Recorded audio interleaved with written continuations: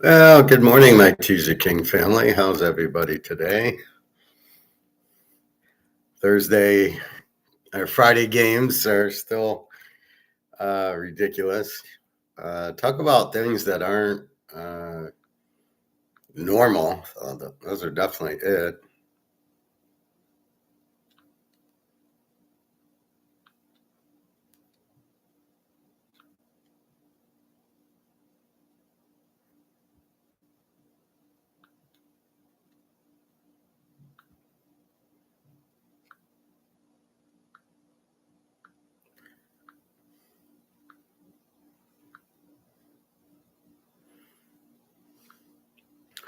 All right, let's look at gold and then we'll get into football. So, gold, really?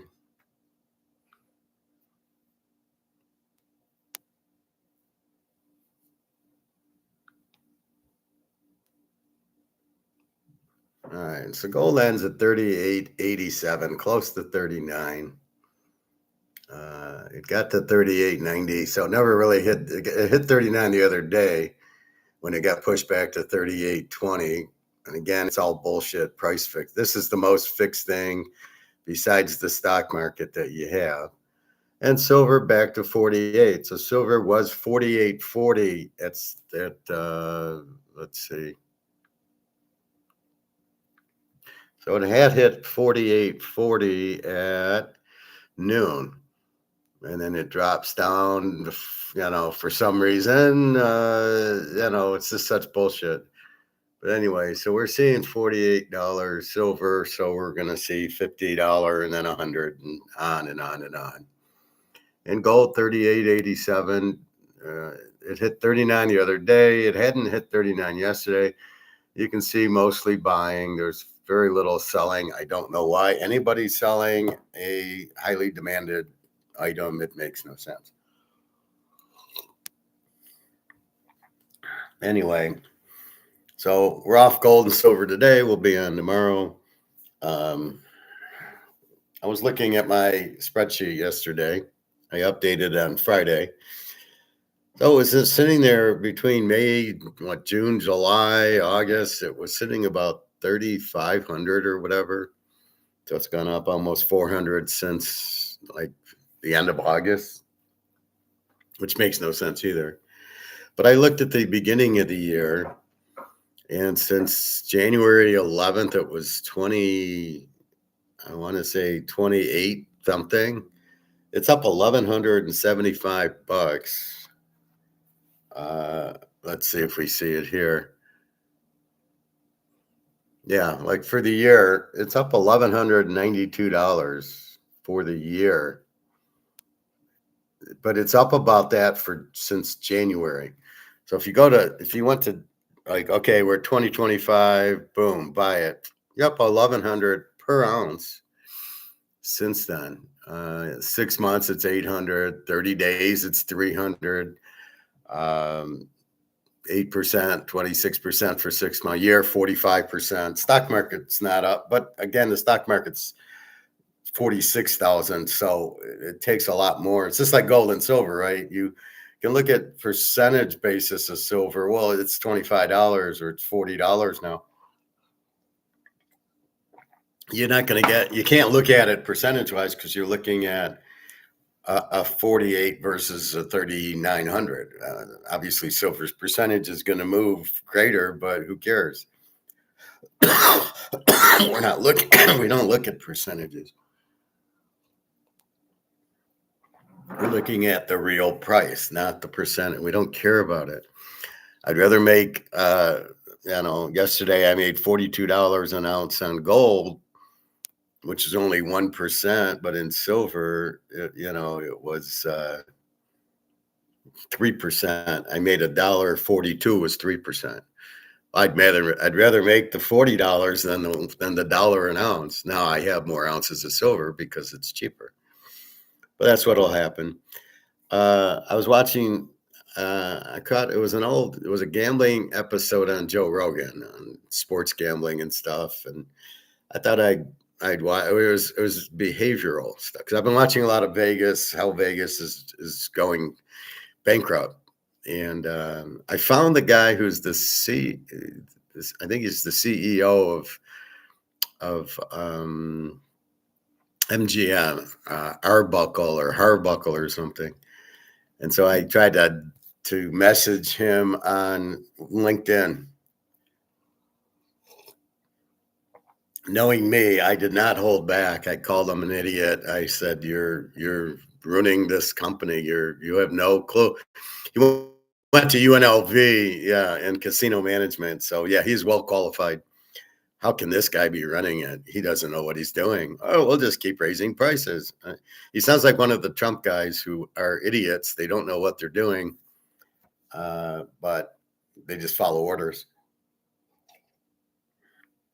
So it reminds me of the movie Casino, where they just put somebody in that he didn't know what he was doing. He was just a figurehead, or no, maybe it was Bugsy or something, where it was just a figurehead in there. It wasn't a guy who knew how to run a casino.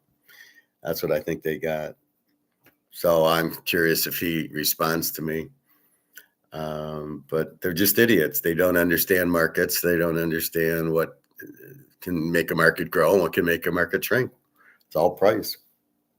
All right. So that's gold and silver. So next week we should probably see $50 silver. And it's a dollar. When it drops, it's just somebody wanting to buy. So don't get nervous. Oh shit, silver went from 48 to 46. Oh, I better sell it. No.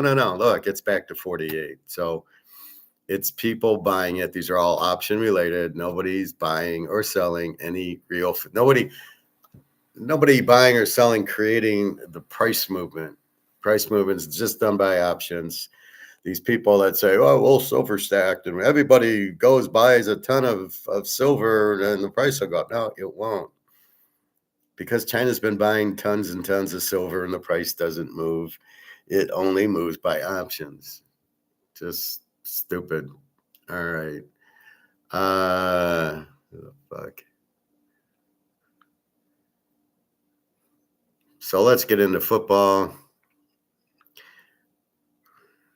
So plays yesterday. I liked Western Kentucky as the dog. I don't play them, but I like them. They win 27-24. South Florida 54-26 over Charlotte. It's a push, but you win in a teaser. San Jose State, New Mexico, 35-28 San Jose State. I did like New Mexico. The coach is good. San Diego State, Colorado State, no idea. 45-24. I don't know where San Diego State decided to score. And in the one I did play, I played BYU under. This is like a joke now. Fumble at the goal line, an 80-yard run. It's all these strange plays that aren't like normal. The fumbles, the interceptions, close to the goal line. I can't even get a read on Yahoo anymore. Their box scores are so bad. They changed their box scores to some AI shit. You can't even really tell what happened. Anyway, so it's pretty pathetic. So again, they play a 62. I'm under 54. I lose on the under, but this is just a small bet. Again, I'm not betting a lot on Fridays. This is a joke. 38-20. How does West Virginia score 24 on BYU? Oh yeah, turnovers. BYU fumbles at their goal line. They throw an interception. I mean, it's just tiresome. Are we getting any real games? That's a good question. All right.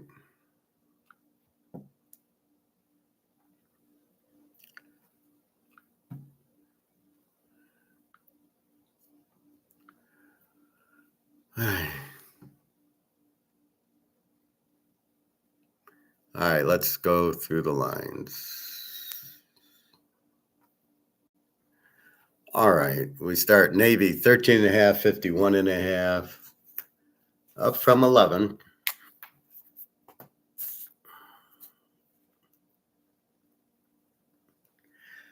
And the total's up. I agree with both. I mean, Air Force an over team, 38 defense. Navy should run it down their throat. So I agree that Navy's over. although it's a rivalry game.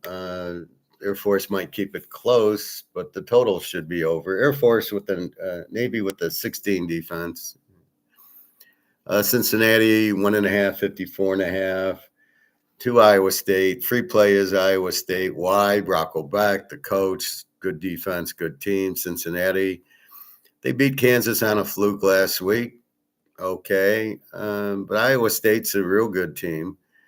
They're undefeated. I think they're a very live dog. I'm surprised they're the dog, but I like Iowa State whenever they're the dog. So good play there.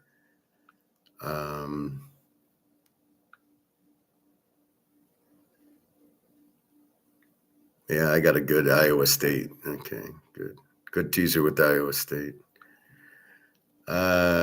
Kansas State and Baylor. Baylor 4.5, 60.5. I'm not sure why this line's going down. Let's check for some injuries if they show us here or what. The only injury I'd be concerned about is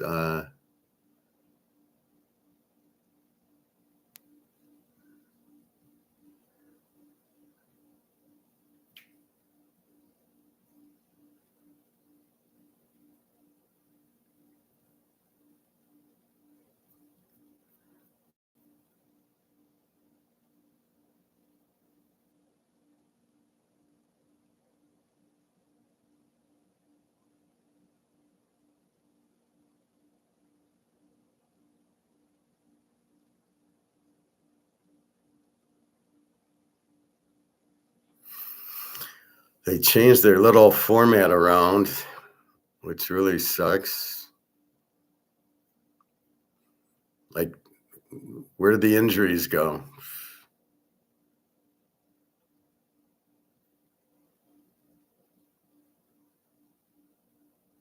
I mean, I can't even find them here.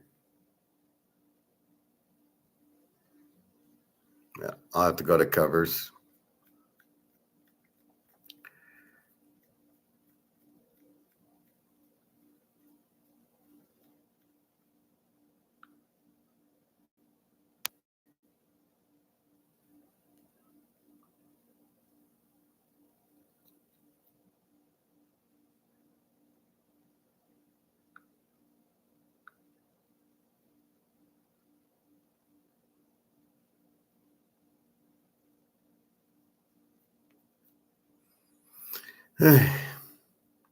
Yesterday, I lost power at the end, so I couldn't even come back. I got it back in about 15 minutes.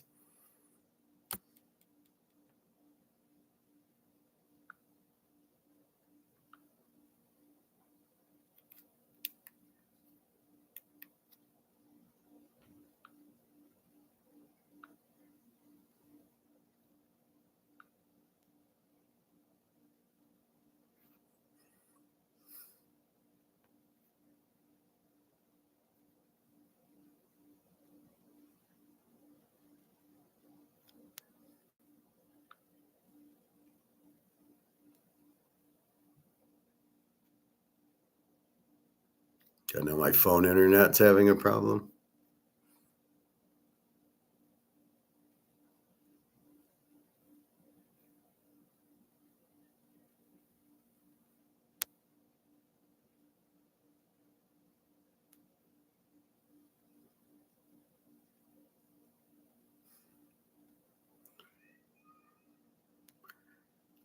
It's frustrating. Covers is kind of frozen a little bit. Well, let's come back. See if we can get an injury report on some site. This is ridiculous. I don't know where they come up with this design. It's terrible. How do you not put injuries on your site?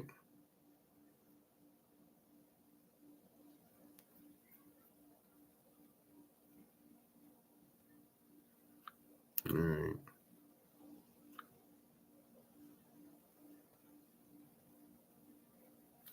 All right. Well, it's 4.5, so we'll see. Georgia, 19.5, 48.5. To Kentucky off of a loss to Alabama. Kirby Smart without a brain in his head. Kirby Stupid, we call him. Kentucky, I don't know. Kentucky's not very good. Georgia should be pretty pissed after the loss. Ohio 14.5, 51.5. To Ball State. Ball State's a Z team. Ohio, somebody thought it might go over. And again, for it to go over, you need both teams scoring. Or like yesterday, you need these turnovers near your own end zone. If the turnover, if you go to the 10 and turn it over, it's an under. But if you turn it over at your own 10, it's now now it goes into an over because there's very short fields. Illinois, Purdue, Illinois 7.5, 55.5. This is down dramatically. I'm not sure I buy that. Purdue's a good team. Is Illinois going to get killed by Indiana, then beat USC, and then go to Purdue and be flat? I don't think so. That's where I had it, Illinois 7. I was watching on the Joe Rogan where the guy said he makes his own line, and if it's more than a couple points, he bets it. And I'm going, he doesn't even understand the basic fundamentals of putting a line out. The line that Vegas has is to make the betting even.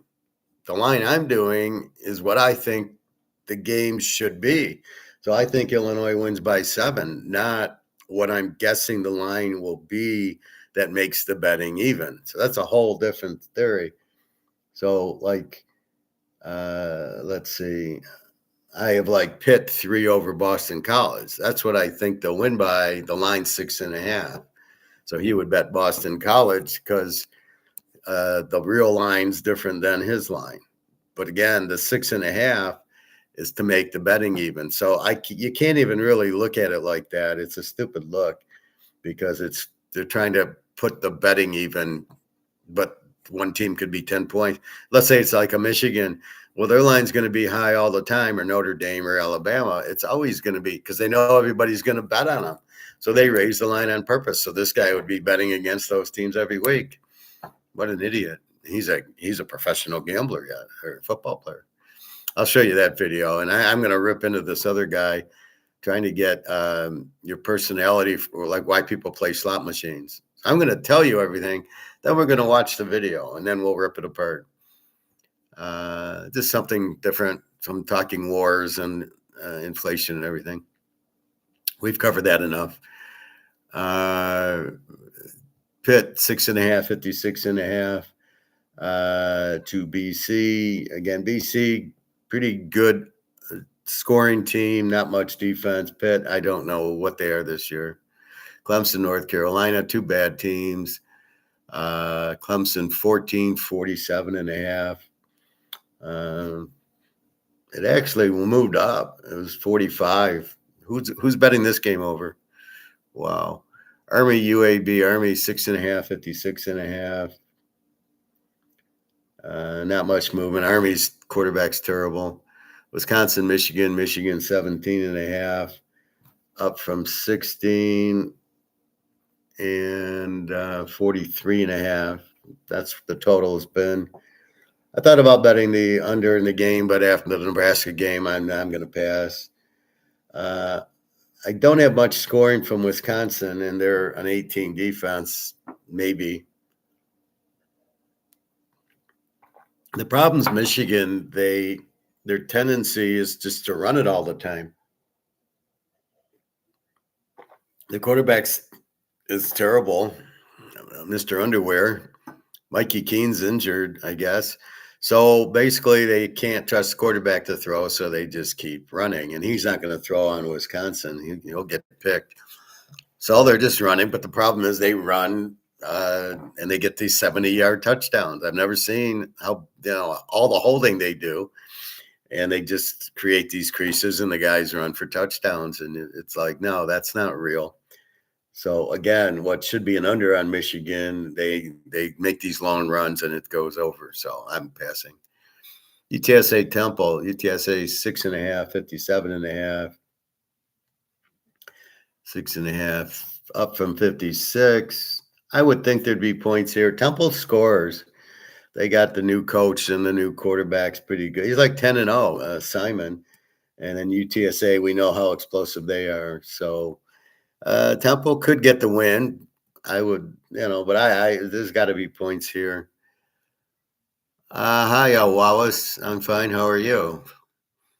Virginia Tech 651.5. It went up a point from 50 to 51. Wake Forest B team. VTech's a W team. They're not playing well. Wake Forest is a very live dog here. Western and UMass. Western 12.5, 45.5. UMass is Z team, terrible 40 defense. Western is an under team. Hence, hard to play an under against the Z. They just don't score enough. Although they should get the W here. Oak State, Arizona. Arizona 20.5, 55.5. Arizona's a good team. They got killed last week by Iowa State, and Oak State's a Z team. Fired their coach. Played better last week. They scored some points on Baylor, but not much. Where am I? Eastern Michigan, Buffalo 9.5, 53.5. Total up from 51. UConn 7, 52.5 to this is down to 53. UConn an over team, 25 defense. Florida International is an E team. Probably you get points in this one. Next target is up for gold. The target's the same. 20,000, still 20,000. It's just we'll hit 4, and then we'll hit 5, and then we'll hit 10, and then we'll hit 20, and keep going up. It's funny how Michael Saylor thinks that if we ruin the dollar, it'll ruin gold, and that'll be good for Bitcoin. And he doesn't understand is gold doesn't need the dollar. Gold's valued in dollars, just like a Picasso, just like a Rolex, just like a Mano card, but they don't need the dollar to have value. The fact that the dollar goes out, it's just like your house. Your house has value, right? Your house is worth 500 grand. You bankrupt the dollar. The house is worth nothing in dollars or the gold or the bit or whatever, or the Bitcoin. And then it gets priced in the new currency. But in your house will always have a value in gold, as will gold will always have a value. Gold doesn't need the dollar to have value. So if it's worth 3,900 in dollars, whatever the new currency is, or if it's just gold, the value is what gold will buy, and gold will buy a ton, especially if there's no dollars. How are you going to trade? Well, you'll trade in gold, and your $500,000 house and monopoly money turns into a $70,000 house in gold. That's all that happens. It doesn't go away. It doesn't become worthless. You can't make gold worthless because the dollar goes out. This shows you how stupid Saylor is. So we're bankrupting. All they're doing is bankrupting the dollar so George Soros can make another billion. But he doesn't even realize, but his money's worthless also. Only gold's got value. He probably has a lot of Nazi gold, George Soros. They probably paid him in gold for turning in the Jews. App State 1.5, 53.5. Wow, over Oregon State. This might be worth betting. Okay, we saw Oregon State play Houston tough, right? They have a weak defense. How do you make App State the favorite in this game? Let's see if we can get covers.com. It's like not working.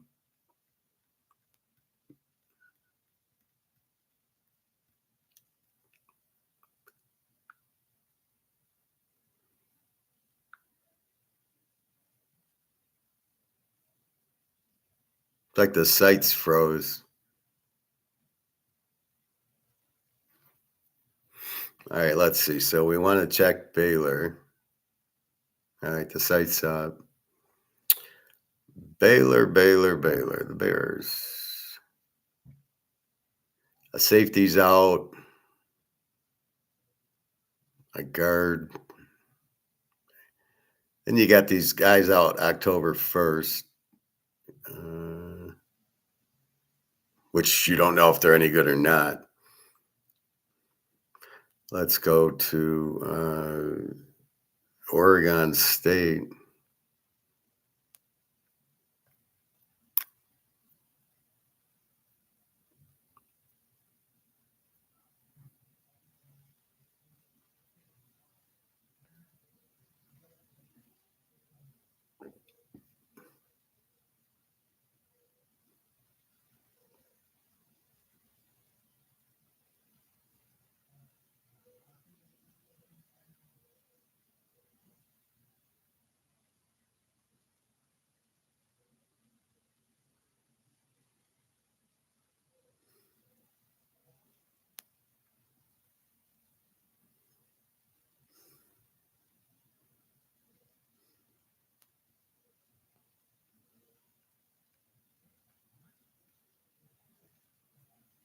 So why would Oregon State be the underdog?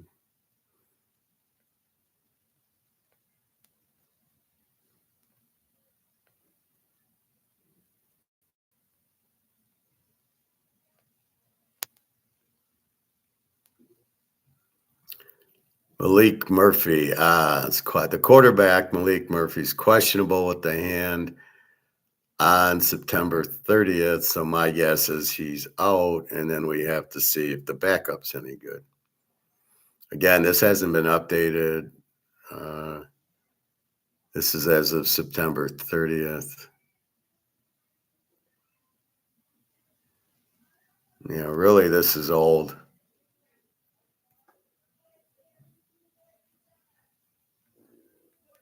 Like Notre Dame, October 3rd. Okay, well, that's been updated, October 3rd. So there's no update on Malik Murphy. Well, if he's out, I could see why. So then I'm not going to jump on Oregon State.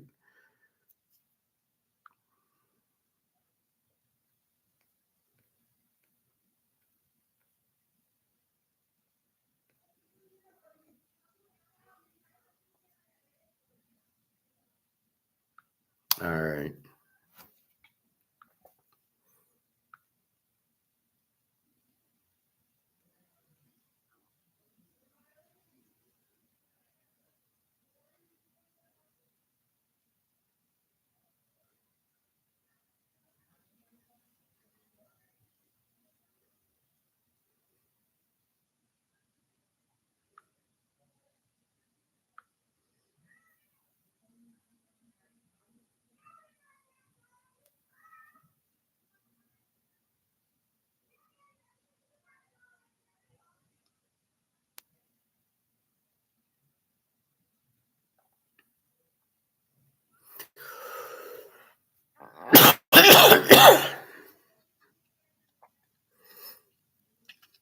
That's where my credit card payments are due next Sunday. My Social Security hits on the Monday, but I think I can pay them on the Sunday, but they won't hit the bank till Monday anyway. Very unusual. I don't get Social Security until after the 12th. All right. So is Malik Murphy not playing again? We can Google that. Boise, Notre Dame, 2162.5. Hasn't really changed. We are expecting points in this one. Boise's explosive, 25 defense. Notre Dame's defense is not, it's a 28. It's not like last year's. And you can see that. And they're playing a lot of high scoring games. Virginia, Louisville 6.5, it's 60 now from 62. Virginia's a strong dog here. I don't quite understand I got Louisville 3. So according to the professional gambler, he'd be on Louisville getting Virginia getting 7.5. I don't understand that line. SMU 17.5, 56.5 over Syracuse. Their quarterback's out with an Achilles. The Notre Dame backup. So look for SMU live today. Vanderbilt, Alabama 12.5. Wow. Really? 56.5. Why is Alabama going up? Let's check Vanderbilt. I haven't heard of Daggio or anybody being hurt.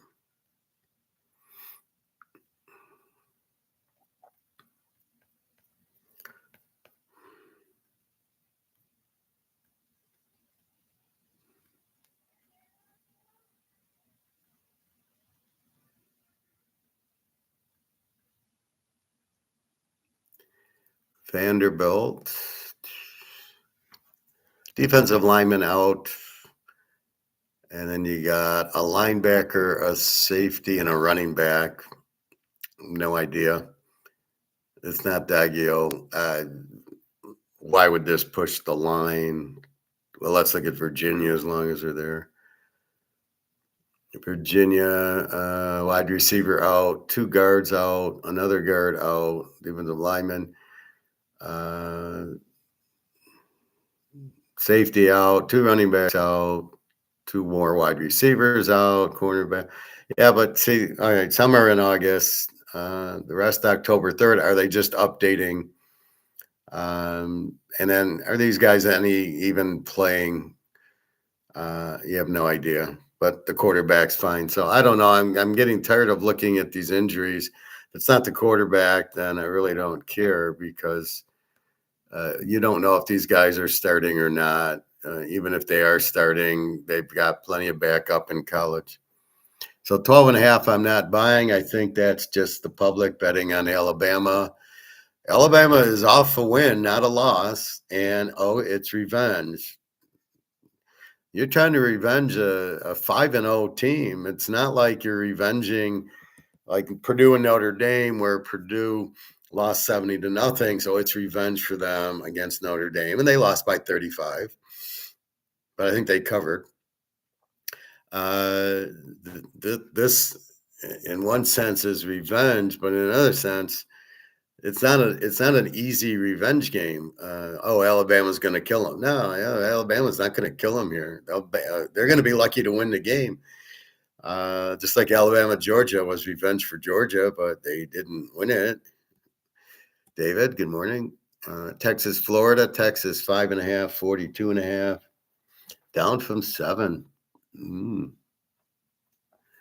And total of still 42.5. There won't be any points in that game. James Madison, Georgia State. James Madison 20.5, 52.5. James Madison's the A team, 15 defense. And Georgia State's a Z team with the 48. You got to like James Madison here. I looked at their stats. They're a strong running team, which is good because they're going to run it down their throat. And Georgia State's not going to be doing anything with the 48 defense. Unbelievable. Well, part of it is they played USC. Well, let's look at Georgia State, how they get to a 48 defense to see if it's real or not.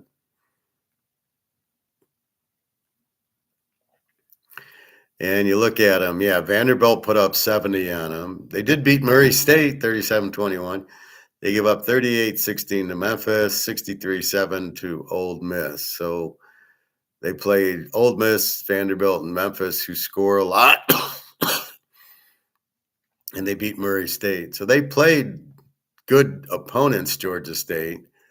So again, are they really a Z team? And then we look at James Madison, and they lost to Louisville 28-14, beat Liberty, beat Georgia Southern 35-10, 31-13. So again, it's skewed because they beat Weber the first week 45-10. We'll take that out. So they score in the 30s. They give up upper teens. So I think the 15's right. But They're okay. They're not super strong. Georgia State, again, they're it's kind of misleading. Although Old Miss did run it down their throat, and Vandy did too. They didn't just keep throwing the ball. So just they still have a weak defense, even beating Murray 37-21. So that's what you take out of it.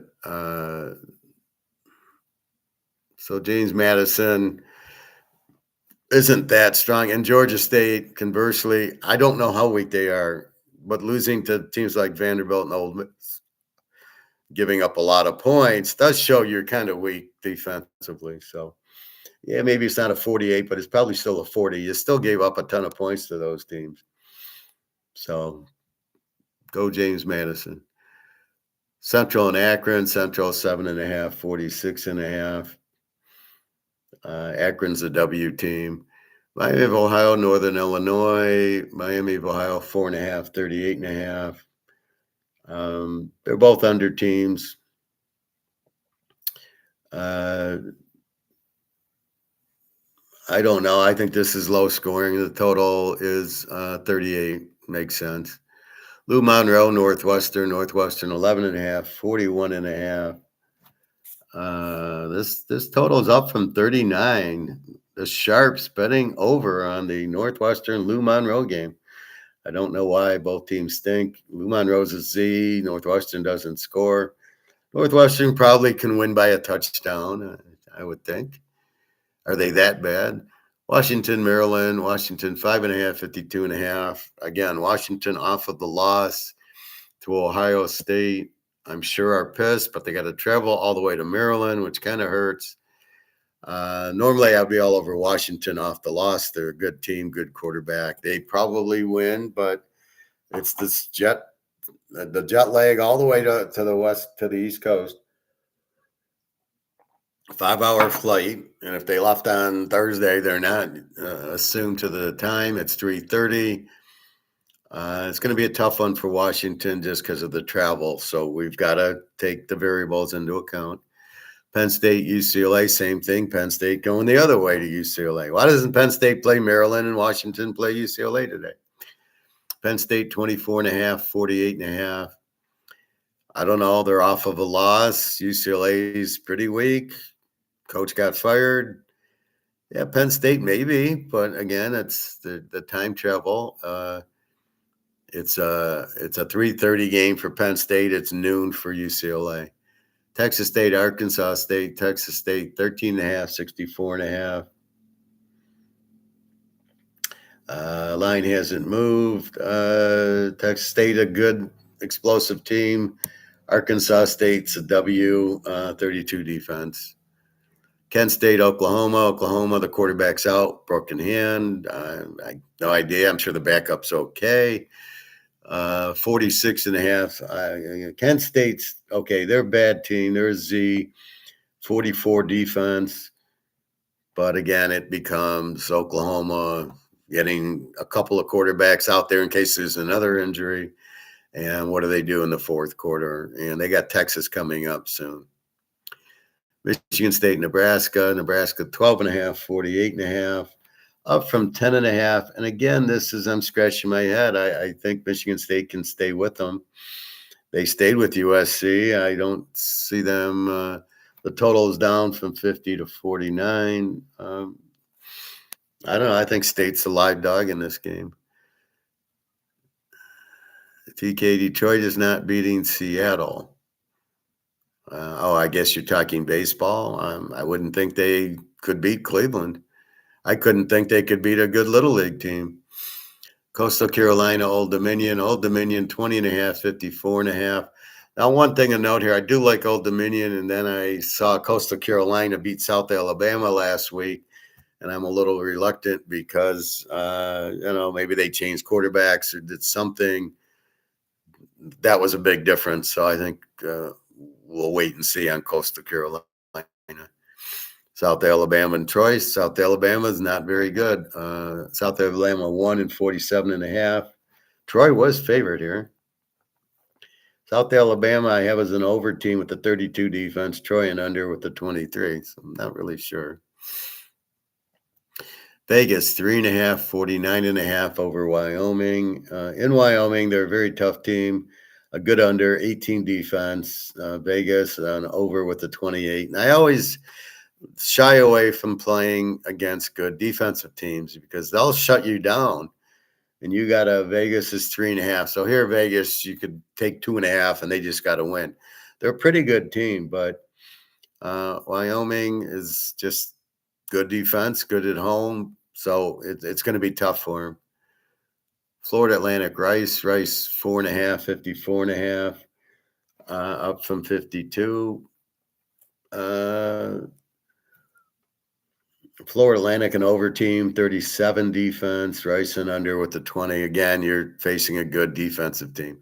Houston did kill them. We'll see. And taking of Houston, Texas Tech and Houston. Texas Tech, 13.5, 51.5. Up from 11.5 and from 50. Now people are looking at the Texas Tech Utah game, which was kind of skewed. A lot of penalties on Utah, touchdown called back, which hurt them early. Is Texas Tech this strong defensively?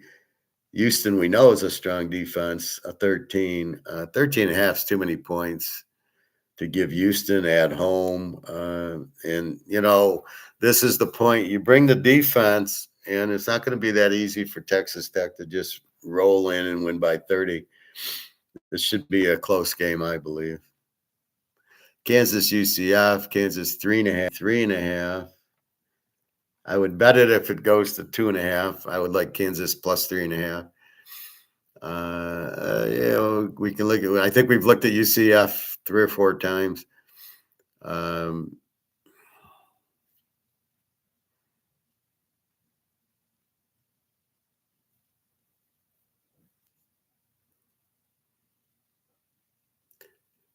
So we know Kansas's storyline. See, Kansas beat West Virginia 41-10. The only loss was to a good Missouri team and Cincinnati last week. So I'm not sure how good. Kansas was good against Fresno State, and then Missouri, they played them very well, and then they kill West Virginia. So you get a read on Kansas, and then Cincinnati comes in, which we have no read on Cincinnati. Now we got UCF and Jacksonville State, they barely beat. North Carolina A&T doesn't count. North Carolina has no offense, 34-9. And then they go up against Kansas State and lose 34-20. This game's at home. So if we really look at them, they're like an 18 defense. UCF, not a 15. And are they an A or B? 17, 50, 70, divided by 3, 24. Yeah, they're probably not a B team. They're probably an even team. Kansas, we know, but again, we still really don't know. We've seen UCF beat North Carolina, who's really bad this year. North Carolina A. See, here's the problem with college football. Jacksonville State, a terrible Sun Belt team. North Carolina A&T, a high school team. North Carolina, a weak ACC team. Then they play a weak Big 12 Kansas State, and it's 34-20. They lose. So you don't really know UCF. They haven't beaten anybody. The one team that they played that's decent was Kansas State, beat them. So you would think Kansas would be good. Again, we got to look at the injuries here. I like Kansas. I'm a big Kansas fan in football anyway, not in basketball. Let's see.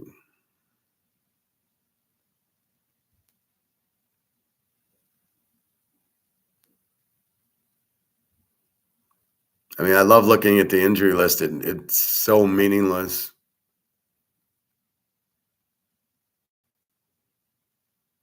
I like what the pros do. At least they go through their injuries and you get who's really injured. All right, let's see, Kansas. we'll go through this whole list very quickly after. All right, so Kansas, a D lineman's out, a safety out, a wide receiver, a tight end, another tight end. These are all October 1st. And a D lineman, a guard. And then you got September. And well, we don't care about September. Some D linemen out, and another one's out. So, there's nothing big. Daniels is, to me, is Daniels playing? Okay, fine. That's all I care about. And then we got who they playing. Kansas is playing UCF, which is under the U's, not the CFs, not Central Florida. It's University.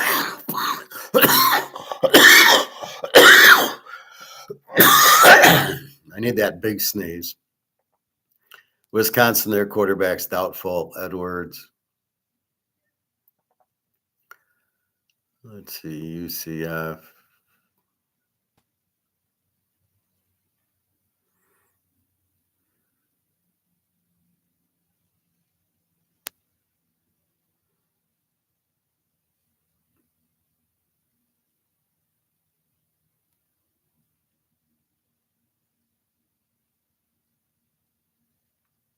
UMass. I don't know why they're in the U's and not the M's. UCF, cornerback out, tight end, D lineman. It's all the same. 2 cornerbacks, D lineman, and then some more from August. So it doesn't tell you. This is a waste of time. This injuries, unless I know the quarterback and he's out, like Billy Edwards, Wisconsin quarterback. He's the starter. I know that. Okay. The rest of this shit, cornerback Jay Williams out for you, says either starter or is he a guy on the eighth string, a D lineman, a cornerback, another D line. Are any of these even players? And so this covers is really shit. And now Yahoo's fucked up with theirs. Maybe I'll go back to that scores and odds, which I didn't like. It wasn't lucky.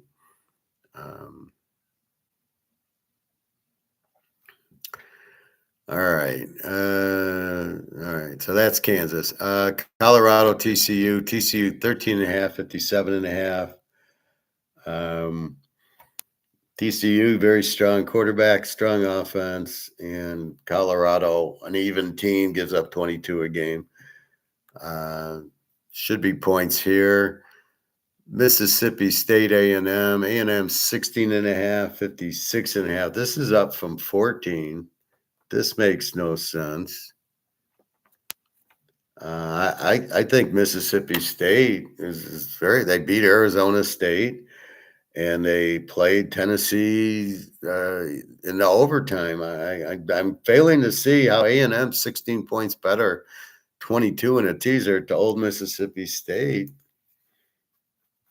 I'm not going to go chase the injury right now, but I just don't see this. Minnesota, Ohio State 23.5, 43.5. That's pretty similar. Ohio State off the Washington win. Minnesota, a pretty strong defense. Let's look at Minnesota real quick.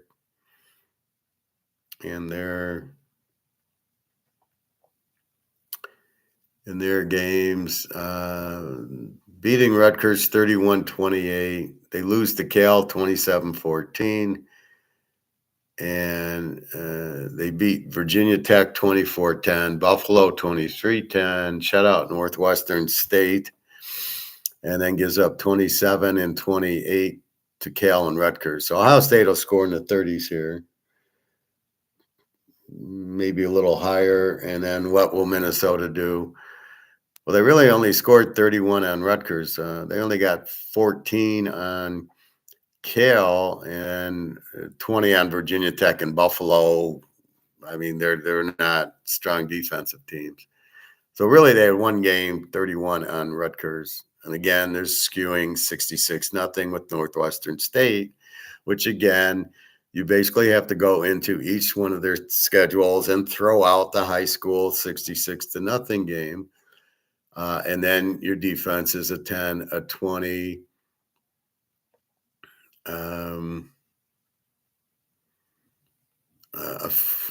30, 60, 80. So it's a 20 defense, not a 16, which isn't much different. Offensively, they score in the 20s.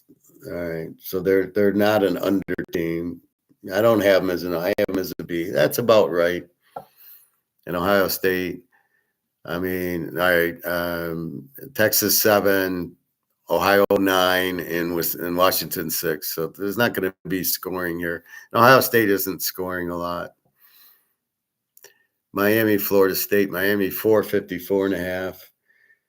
Miami beats Notre Dame. They beat South Florida.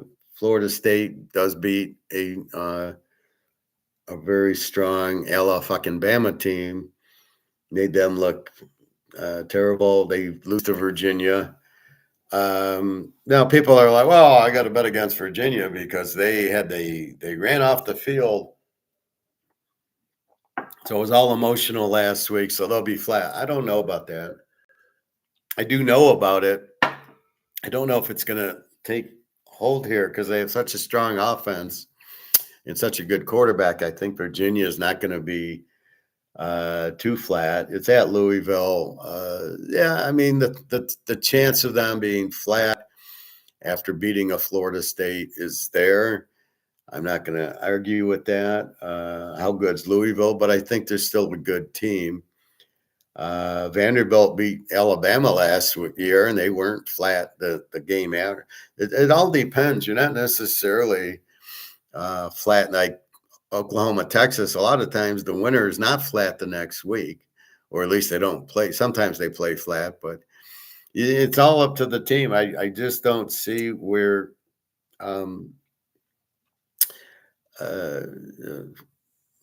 I don't see where Virginia is going to be too flat in this game, though. Florida State was probably looking ahead to Miami, maybe. Because Virginia's got a very good quarterback, very good talent. I just don't see them not. But then we've got Florida State. I don't know if it's revenge, but Florida State, it doesn't matter. They're good enough to beat Alabama. They're a home dog to Miami. You got to like the home dog here.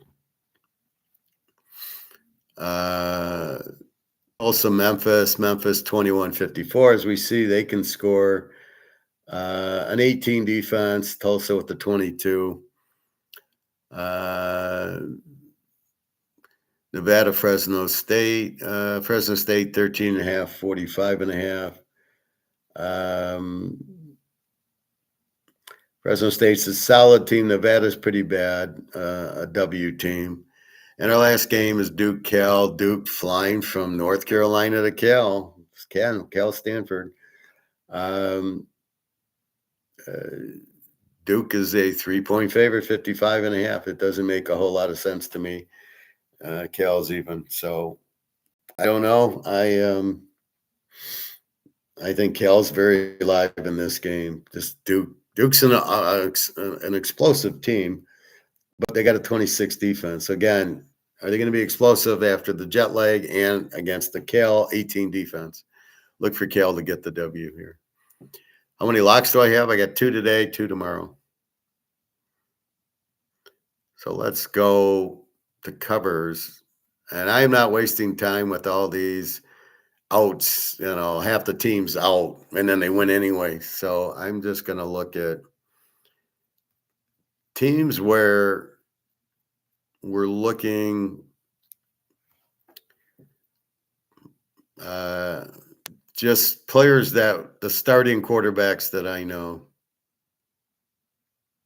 And that would include Akron. I know Finley's the start. Yeah, he's questionable. Though. Alabama, linebacker out.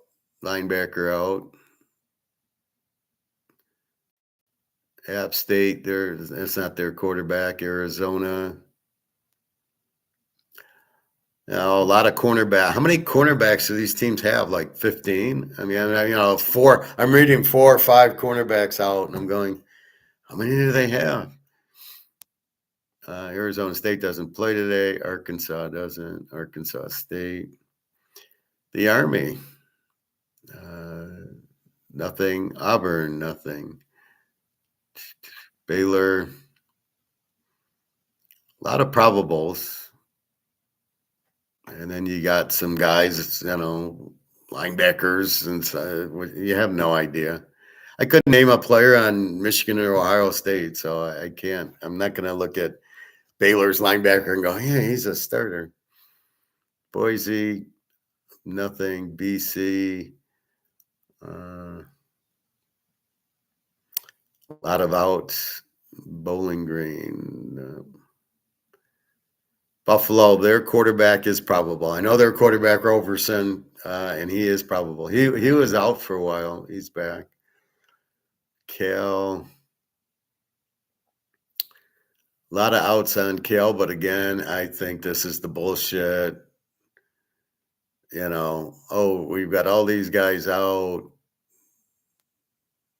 3 offensive guards out. I mean, are they going to be able to field a team? And it's all bullshit. I don't know. Central, 3 guards questionable. These teams must carry 25 guards and 25 cornerbacks and defensive linemen. Charlotte, 5 guards out for Charlotte. Oh, no, they're questionable. Cincinnati, D linemen out, linebackers out. Who knows? Clemson, again, 15 guys out. Coastal Carolina. I really don't know the purpose of looking at these injuries. Every team's got 10, 11 guys out, so I don't believe any of them are starters. I think they're all just bench guys that, okay, we can only dress so many, and that's what they're doing.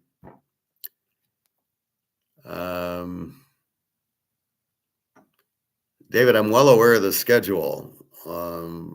Raiders got the Colts. Okay.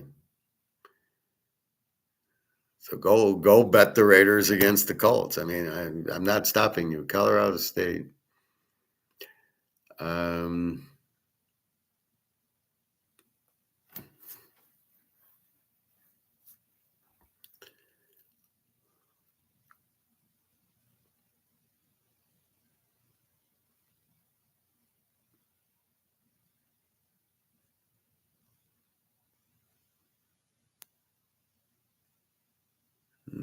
A lot of guys out. Delaware,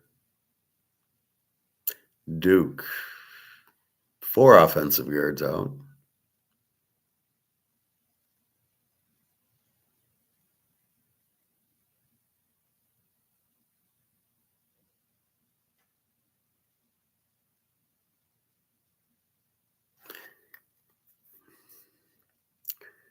Eastern Florida International, Florida.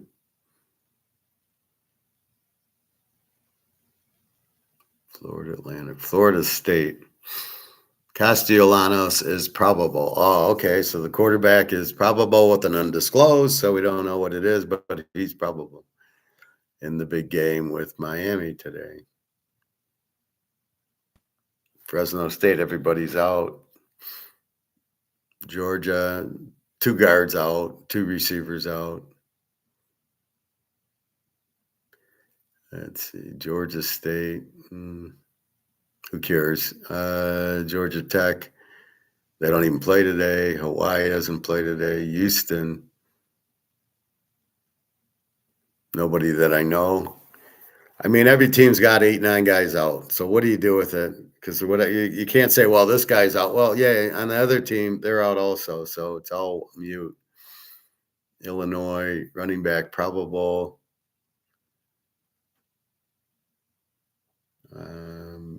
That's it. Indiana's off today. Iowa, Gronkowski questionable. I don't think Iowa plays today.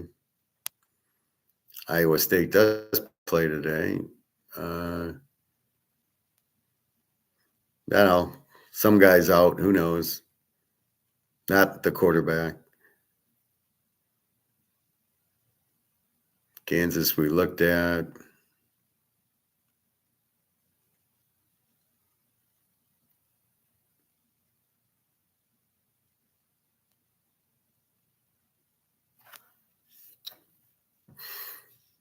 Liberty, Lou Lafayette, the quarterback's been out for a while.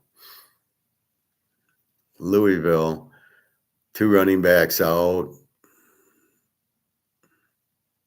Quarterback's a backup. Egon's out. Who cares? LSU, Bobby, nobody. Maryland, nobody out. Memphis, Miami, tight end, 2 guards, another tight end, a D lineman, but not the quarterback. Michigan, see, Michigan's got an offensive guard out in August. So Michigan's pretty healthy here. Mikey Keene, questionable with an undisclosed August 30th, but still not playing. Michigan State, nothing. They're actually pretty healthy. Middle Tennessee, Minnesota. Missouri's off. Missouri State's off. Mississippi State, just 2 guards out. I don't know why that line's dropping to shit.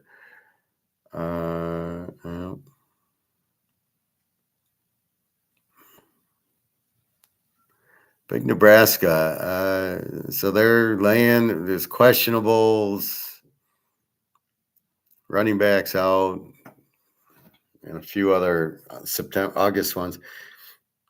I don't know why that line's jumping. I mean, it's funny. So they were talking about fixing, and he says, well, you can tell by the line moving. And, but they don't make sense. Well, this what line is Nebraska jumping to 12.5 makes no sense. A&M jumping on Mississippi State doesn't make any sense. I think there's a few other ones. Oregon State actually being App State being the favorite makes no sense unless the quarterback's out, which we don't know.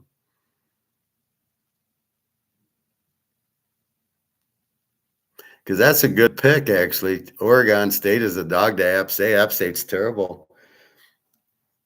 Even if the quarterback's out, their backup's probably good. Keep an eye on that one. Notre Dame, Great House. I love the names of Notre Dame: Stone Killer and Great House and Joe Montana. So Stone Killers or Great House is out, the receiver. But they got 5 good receivers. Okay, so perfect example of injuries. Joe Montana was the 8th string quarterback when he started his, at Notre Dame. And by 5th or 6th game, he was the quarterback. And he was always the quarterback after that. So it shows you how bad the coaches are.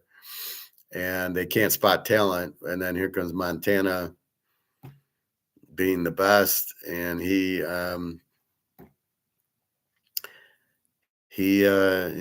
8th string. So, yeah, they probably do carry 8 guards and cornerbacks and stuff like that. Ohio State, everybody's healthy. Oklahoma, Mateer out with the thumb, so you got some backup.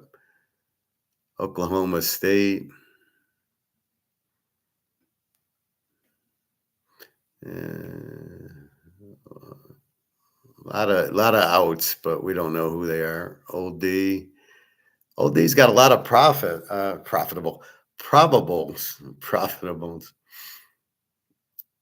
Oregon State. Penn State, 1 linebacker out. See, everybody's questionable, undisclosed. What is the point of the injury list?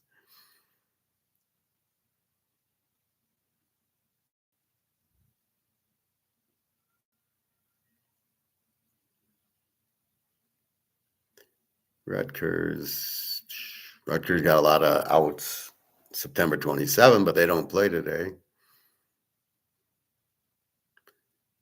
SMU is healthy.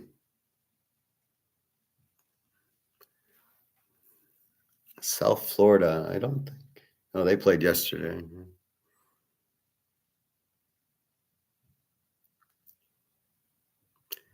TCU, cornerback out. And a bunch of other positions out mean nothing. Because they could be six stringers. Texas, running back Baxter out. And that's it. So they're fairly healthy for today. With Arch Manning. I want to run the ball. I'm Arch Manning. A&M, healthy. Texas State, a little bit banged up. Texas Tech.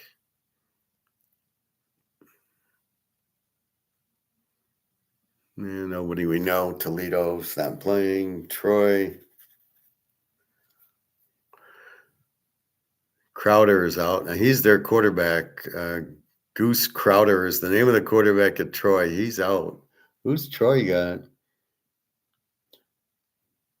I thought Troy played today. Troy plays South Alabama. Okay, that's why South Alabama is now a 1-point favorite. So Troy, Goose Crowder, the quarterback for Troy, is out. Okay.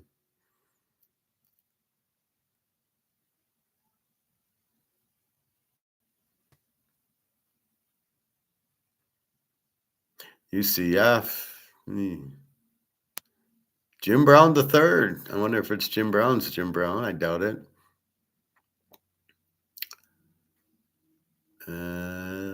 Several players are out. UCLA. Who knows? A bunch of nobodies. UConn, UMass, Vegas. Nobody. USC's not playing. Utah's not playing. Utah State's not playing. UTEP's not playing. UTSA healthy. Vandy. Just a couple of a safety, a linebacker, a DL, and a running back who we don't know. Virginia, again, 3 guards out. Virginia Tech, Wake. Ashford, the quarterback who sinks, is probable, so that's there. And then a lot of 3 more guards are out. Washington traveling to Maryland. Washington State, West Virginia. That was just last night. But the note in West Virginia, their quarterback, Marciola, is out with the foot. So I knew that. That's why I bet it under, and didn't matter. You can't stop all the turnover. Wisconsin's quarterback's out. Edwards. Wyoming. All right.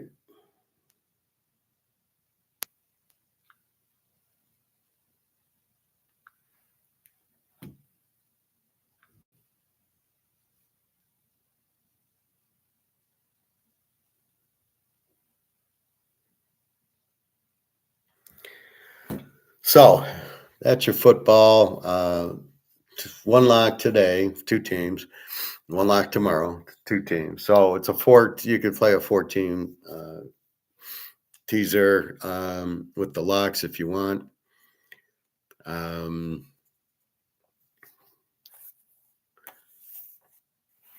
We'll see. All right. So again, I have Iowa State as your free play. Definitely, Vandy, I think, can win the game outright from Alabama. They've got the best quarterback in the country, Daggio. You got some decent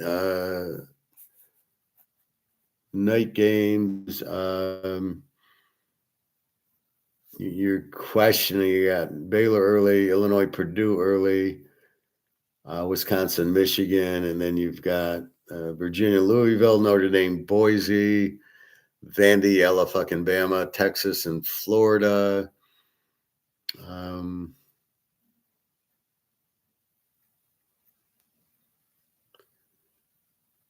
You've got Colorado, TCU at night, Mississippi State, A&M, Minnesota, Ohio State, Miami, Florida State. Those are your good night games. So, okay, nothing special today, but we'll see. Again, 2 locks, and we'll see what happens. Tomorrow, again, Minnesota, Cleveland is a 9 a.m. London time, so they're all fucked. Good luck to them to get back into our time zone. And do you think everybody in London wants to see Carson Wentz and Dylan Gabriel, Minnesota, Cleveland? Nobody would want to see. You could give me tickets. I wouldn't want to go and pay for parking and all the exorbitant fees. So we're seeing basically the collapse of the U.S. and you can see all this. They always go to war to keep your mind off of it. The Roman did it. World War One, World War Two. It's always because they're bankrupt and they don't want you to think about it. And your attention's on the war, not on the economy. It's really just terrible what they're doing. Excuse me, a bit tired this morning. I slept okay. I get a little nasal, but I'm fighting it. Dari asked me, "What am I taking?" I was just taking Tylenol. There's nothing you can really take for this.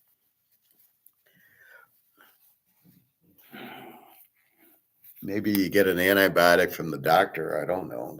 It's a cold, but it does take a while, and apparently everybody's getting it. So as we fall apart, gold and silver starts moving. The dollar's that just shows you the dollar's collapsing. Now, gold and silver should not move because the dollar's collapsing. It should move because it's real money. But the dollar's going out. That's what all these wars are about. So there's a lot of road construction here. So let's look at government spending. Now, that's what they're doing with the war is they want you to buy the defense contractors weapons. Well, nobody has money for it.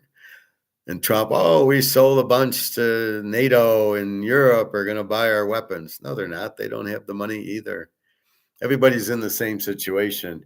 We print bullshit money that has no value, and we have to pay for the government, the big government. We have to pay for the defense and for the retirements, and they don't have enough money for it because a lot of people aren't working anymore. They're retiring, right? So they don't work, they retire, and so you got to give them the Social Security or pension, whatever they do, whatever country, and they have to print, and you can't print the money. It's amazing how stupid these governments are, going from the Romans all the way through. That it always the one with the gold is king until he gets rid of the gold and starts printing the money. I assume they don't know. I mean, it's just it's beyond me. I guess you get most of these people that get elected aren't finance people, so they go, you mean I can't print money with the gold? Well, let's or they just hoard the gold or whatever. I hate that word hoard. No, you're collecting gold. It's like, am I hoarding baseball cards?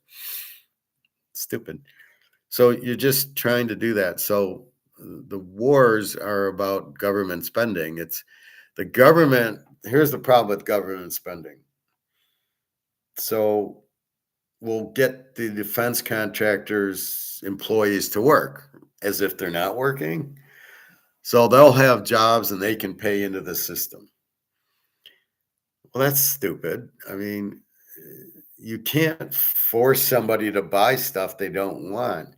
And especially if it's government, it's got to be a business. It's got to be like you're selling computers. Okay, everybody wants to buy Microsoft or Dell or whatever the computer is, and then they make the money, and then they pay tax, and then they hire their employees, and then the employees go out shopping because they need food and they need clothes and golf clubs and everything else.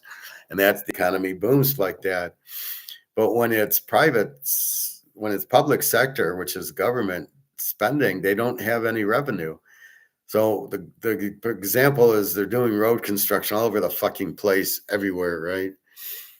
They think, well, that's government spending. We'll put the road workers, we'll employ them, and they can pay tax, and they can go to Kroger's and buy and all that stuff. Well, the problem is how you give them the money. Oh, we're printing it.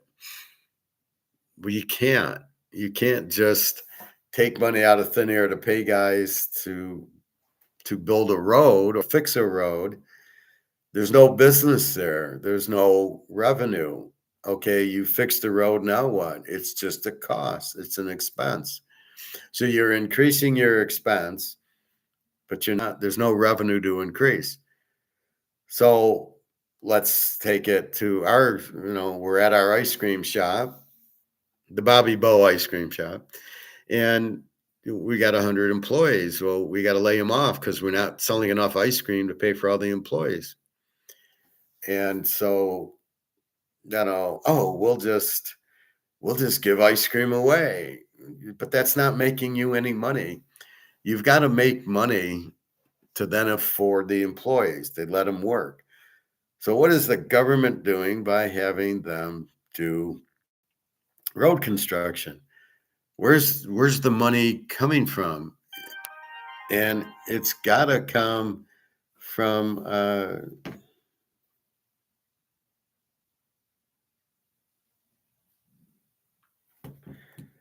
it's got to come from somewhere. We need customers at the ice cream store to pay our employees, right? So what's the difference?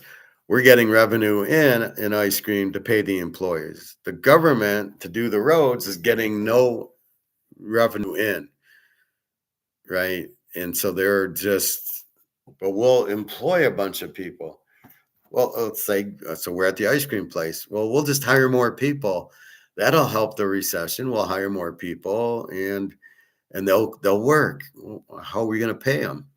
Oh, well, yeah, we can't sell any more ice cream. We'll just pay them. Well, we're going to go broke because we don't have any revenue. And if we don't have any revenue, then how do we pay more employees? Well, that's what the government's doing. How do you get more revenue in to pay for the roads? Well, we don't. So there's no revenue, but we're gonna spend all this money on road construction. So we're gonna fix roads, but you don't have any revenue to pay for them. How are you gonna pay for it? It doesn't make sense. So you're just gonna have these expenses. Well, we'll just print money for it. Well, that makes the money worthless, right? And that's what government does. They're just printing money. They don't have any revenue at all. Well, government doesn't produce any revenue, but what good is having more expense? How does that help the budget or the recession by doing road construction? How does that help? All you're doing is adding expense to your bottom line, just like adding 20 employees to your ice cream store. But the only way to pay for the employees is with more sales of ice cream, more revenue. I need the revenue. Remember how business works. I make so much and then I spend so much and I make profit if I make more than I spend. So if I have 20 employees, if I don't make any more money, I can't have 40 employees. It makes my costs go too high. I go out of business. Well, the government doesn't go out of business, although I think they are out of business now, aren't they? The government says, well, we're here. We don't make revenue. So let's increase our costs up to here. And that'll help the recession. How can paying more costs that you can't afford, that you don't have any revenue to do, make any sense to anybody? So you build the roads, which are all over the fucking place, which causes it's just a joke. All the road construction, even going to the lake now. The road I take to go to the lake's closed. What the fuck are they? I mean, they're closing the stupidest roads that mean nothing, that aren't in bad shape. I'm able to drive to the lake and it's fine. And so you have all this. So the way out is government spending. That's Keynesian, and it's we'll have government spending. So when the war happens, it's so they'll have defense spending. Well, who's going to pay for the weapons? Well, it's just like the road workers. We'll put the road guys to work. All that is extra expense. There's no revenue generated. Nobody pays for the roads. They're not toll roads.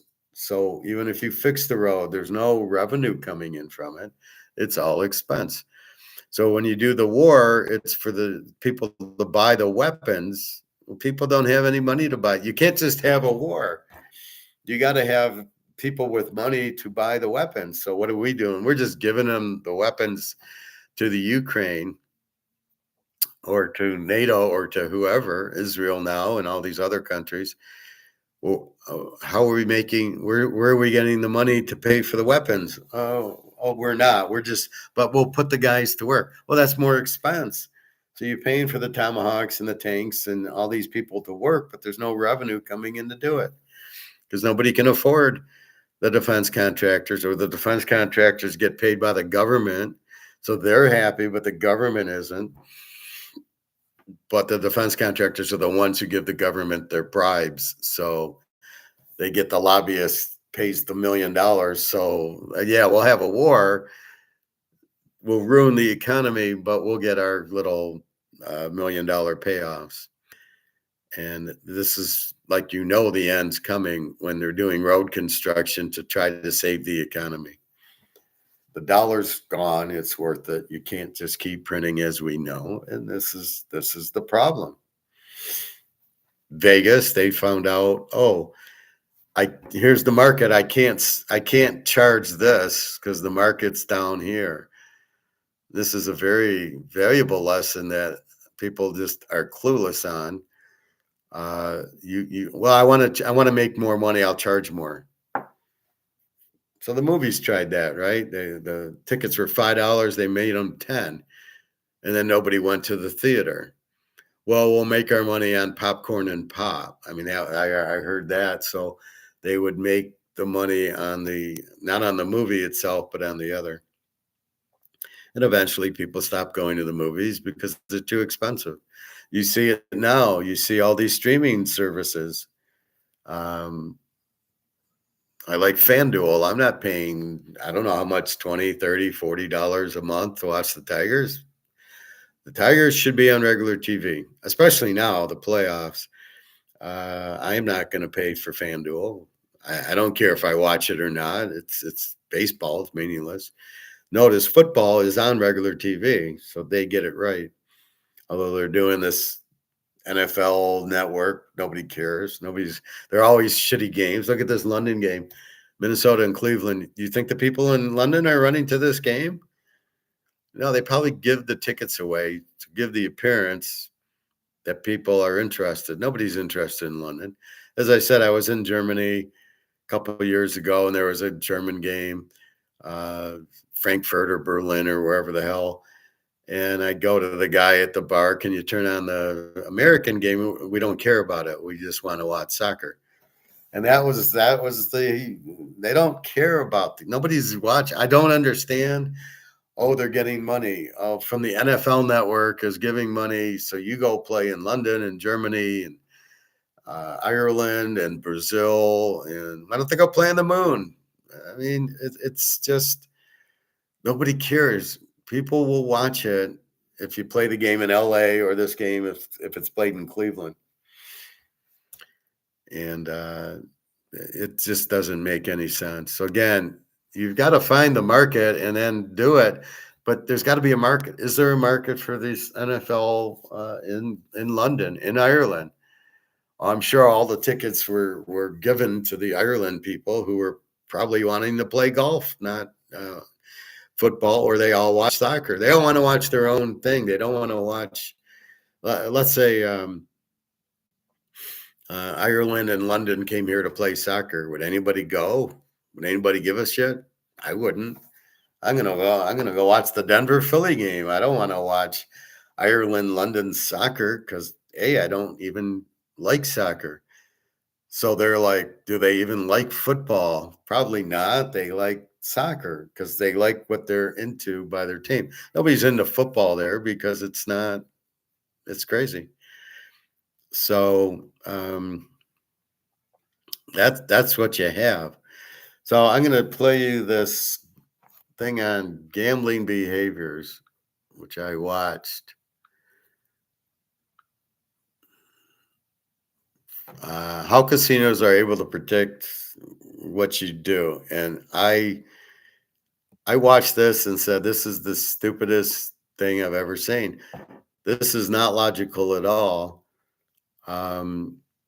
Basically, why people play slot machines was one of the things. Okay, first you got to realize what gambling is. Gambling is risk. You're risking your money, and we're saying we're going to make money on betting football, which I do very well. So we can bet the game, we can make money, but we're risking our money. So we're risking $500 on the lock today. If it loses, we lose 500. If it wins, we win 500. We'll just keep it simple. That's what gambling is. It's risk taking. And they're trying to say about slot machines why you want to why people play slot machines, because they're probably very stupid. They probably don't know how to gamble, but they want to make money. It's more of a I don't have a lot of money. I'm going to play the slots where I can make $1 million. Or in Vegas vacation, Rusty won 4 cars. And that's what it is. It's about, I just push a button and I can win money. It's the opportunity cost of possibly winning money. And you're not gambling that much. You're putting in a quarter and you could win a car, or $1 and you could win a car. That's what it is. It's the risk is a little to reward a lot. And I don't have to do it. The machine does all the work because I'm stupid and lazy anyway. And that's what it is. And that's the appeal of the slot machine. Very little. And this guy gets into something else, and I just like, what the fuck is he talking about? So let's watch this. It's about 13 minutes on Joe Rogan. This guy's just, all right, this feels almost illegal to know, but our windows were so old and just desperately needed to be. Yeah, we don't care. The Joe Rogan experience. So I live in Las Vegas, which happens to be a good town to think about why the hell can't we moderate, right? Now, when you live there, you see all kinds of wild stuff, right? But to me, what's always been the strangest has been the slot machines. So you've spent time in Vegas. Yeah. It's like they're in the casinos, obviously, but they're in the gas stations, the grocery stores, the restaurants, the bars, and the airport. And they're not sitting empty. Right. Well, they're profit centers.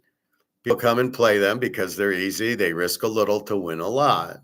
And so all the other grocery stores and airports and everywhere you just said can make easy money. It's sort of like vending machines at work where you can charge your employees $1 for Fritos or whatever.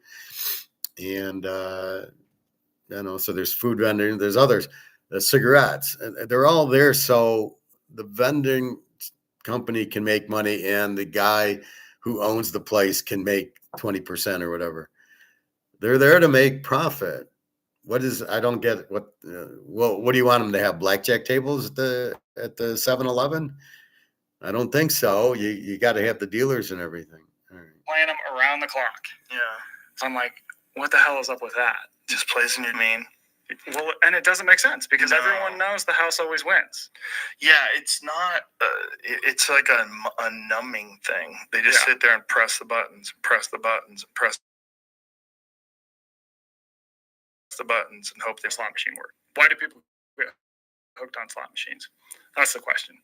And so I go into journalist mode and I start making calls. Now, the first group of people that I call turns out to be a dead end. So who I call are people who are effectively anti-gambling researchers. Okay, so these are researchers who have a very anti-gambling bent, and they tell me all sorts of sort of strange things. They're like, oh, it's because casinos don't have clocks. They're like these myths we've all heard. Casinos don't have clocks. Slot machines only play in the key of C, which relaxes people and relaxes their wallet. Casinos don't have any right angles, and right angles activate the rational part of your brain. All bullshit. And so I go, okay. And then I go to an actual casino, and there's right angles everywhere, right? The screens are right angles. No clocks, but guess who else doesn't have clocks? Like most businesses, right? There's not clocks in Costco. Most restaurants. Right.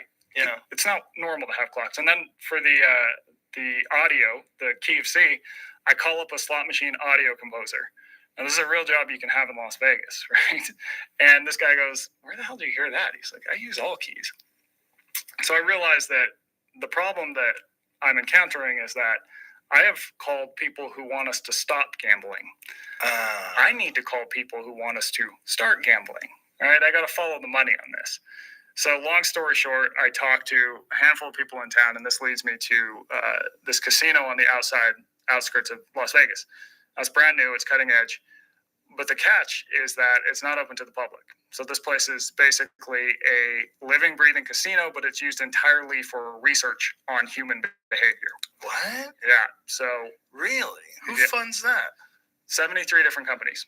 So there's Wow. gambling companies that are involved, but also a bunch of big tech companies who are on the Fortune 500. So I go there, and it's like I said, it's a legit casino. How big is it? It's I would say, I mean, it's not the size of a normal casino, like a sprawling strip one. It's probably about the size of your everything you have here, maybe a little bigger. But they have hotel rooms. It's like a Walmart. yeah, That big? yeah, it's in this big office building, basically. And they're basically looking at how everything that happens in a casino affects human behavior. So, how does room design and the technology we're using in rooms affect behavior? How does betting with, say, an AI bot versus an actual human impact betting? Now, when I'm there, I meet with, to bring it back to slot machines, I meet with a guy who designs slot machines. So the reason that these things are so entrancing to people, it tracks back to this behavior loop that I call the scarcity loop. And this is basically a looping behavior that when people do it, they tend to get hooked on it very easy. So it's got three parts. It's got opportunity, unpredictable rewards, and quick repeatability. So opportunity, you have an opportunity to get something of value. So in the case of a slot machine, it's money, right? Two, unpredictable rewards. You know you're going to get the thing of value if you continue the behavior, but you don't know when, and you don't know how valuable it's going to be. So with a slot machine game, when those reels are spinning, you could win nothing. You could basically lose your money. You could win a couple dollars, or you could win a life-changing amount of money. There's a fantastic range of things that could happen. And then three, quick repeatability. You can immediately repeat the behavior. So with slot machines, the average player plays about 16 games a minute. And that's different from all other habits. Like most habits, you don't immediately repeat them. Now, the reason that people are so interested in this, companies, casinos, is because this sort of three-part system I just laid out, it can get people to repeat a lot of other behaviors too. So it's in social media, it's in sports gambling, it's in dating apps, even companies like gig work economy companies are using it to get people to work longer hours. It's being leveraged by the financial industry in a lot of personal finance apps, and on and on and on. It's been embedded in so many of the products, even institutions that influence people's lives because it is so captivating to us. We tend to get hooked on this three-part system. Hi there, it's Dr. Chad Walding, co-founder of Native Path. We look at collagen differently than other supplement Captivating to us. We tend This all sounds like bullshit. I don't play slots because it's stupid. There's no skill involved with the slot machine. So you're dealing with people that have no skill. Because if you had skill, you'd be playing poker. Because you can make money at poker a lot easier than you can make money in a slot machine. A slot machine, I put it in, I pull the lever, I hit a button, and then the wheels spin. There's no skill to it. People do this are probably shyer people, non-confident people, people that, and I can't see them playing 16 games a minute. Do they even budget? They're just addicts that they get addicted to the game. But I don't even play slot. I've never played slot machines. Maybe when I was a kid, I maybe played one or two, but as you start losing, you lose interest. If I can't win at something, I lose interest in it. So if I'm playing slots, I'm not hitting these, and keep losing, and I'm sticking around. And I don't think anybody is either. I think they're kind of, if they don't get the reward in so many times, that's it. But I think people that are going to lose, they're not going to stick around. So the guy who hits, and then that's why they show you the girl that hits the $10 million slot machine to say, look, you can do that too with your dollars. So you keep putting it in going, well, I'm going to put it in until I hit that $30 million reward. So this is a lot of bullshit. I don't know where else he's bringing up these other things. I don't see the correlation at all. Get hooked on this 3-part system. And so when you're talking about like gig economy stuff, like you're talking about like Uber, and like things along those lines. driving for Uber. And so how do they use that? So things like unpredictable rewards get put up in front of a driver to get them to drive into an area of town that Uber might want them to be in.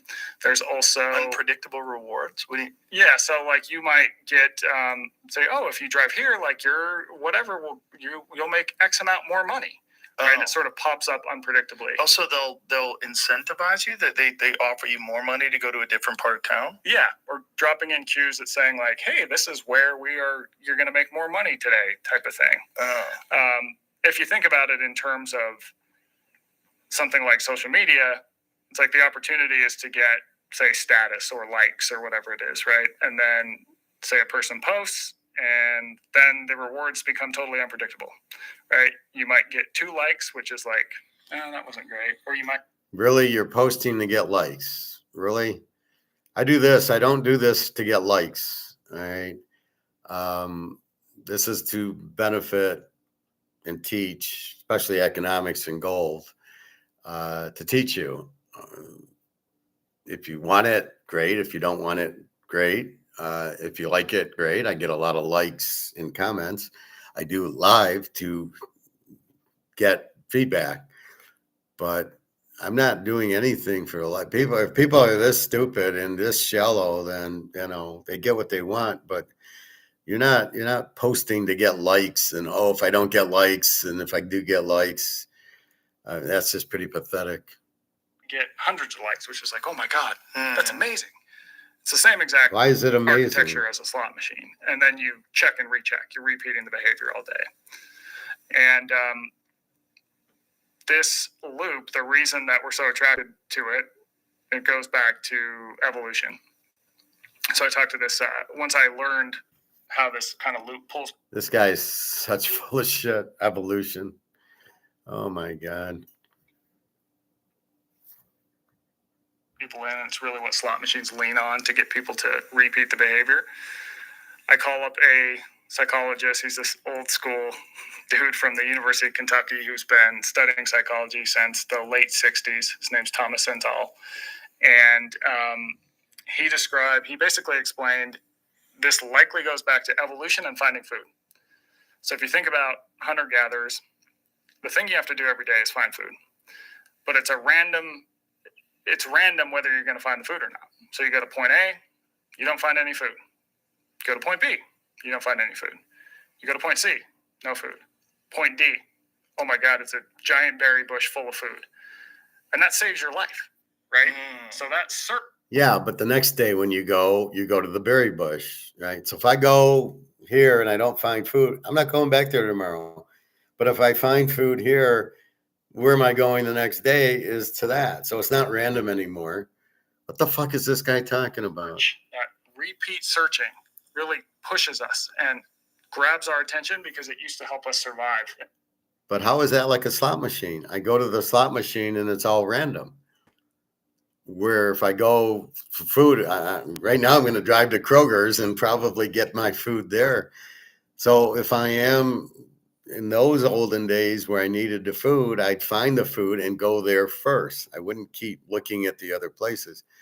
But in a slot machine, it's totally random. So they're not correlated at all.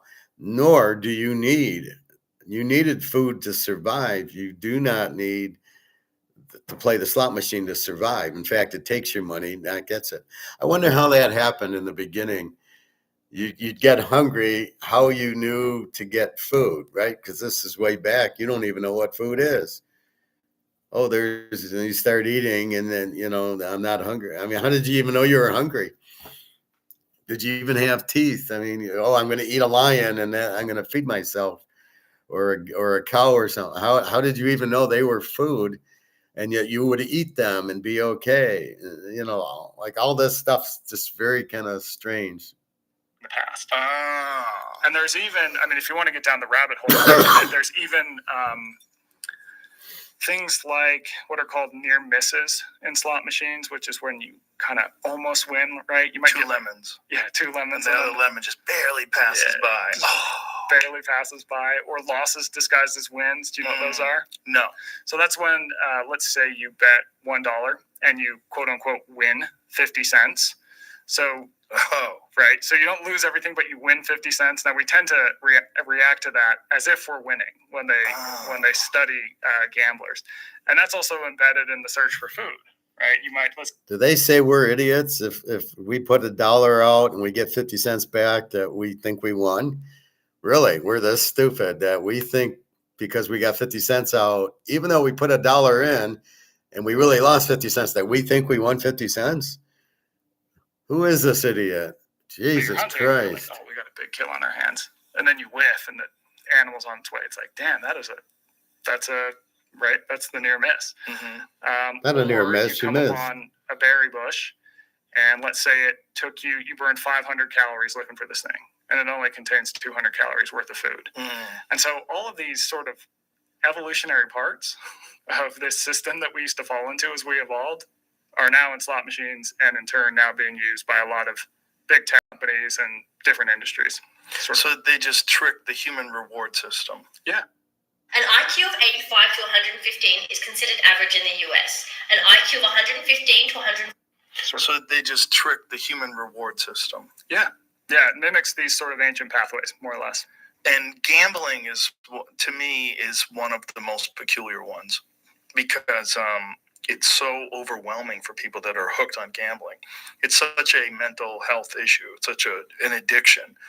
And when you see people that are just like chasing it and they just can't stop, it's like, I always wonder, like, what pathway is being hijacked? Like, what is about human beings that want to risk, like, literally all of their money on a roll of the dice or on a spin of the roulette wheel? That's the whole point. It's the risk. You like the risk, but you're not risking all of your money. The game, that is the point. And I hope I'm not losing my internet. Yesterday this happened, but it came back. Okay, so it should be all right. What you're looking at is you were watching a game. We put a little risk into it to make the game more enjoyable. We bet a little money to get rewarded for our picks if we win or lose. That's why you're gambling on football or baseball or basketball. You're betting. It's the risk of it, but we're not betting like our whole life savings. I'm not putting $1 million, all my gold on Iowa State today. No, you just a little. It's a nice thing. We think it'll win. We look at it. We study what our best odds are, who the best teams are, what should happen. And that's what you're doing. It has got nothing to do with risking all our money on one roll of dice. What the fuck's he talking about? Nobody does that. Cadillac, Vandy has average D. Bama might score more than anyone thinks. We'll find out. Okay. David, why do you keep asking me that? I don't do. Take Seattle over Detroit. How about that? I'm doing football now. What is that? Yeah, this is a good question. Now, this Zental guy that I told you about, he does a lot of research on pigeons.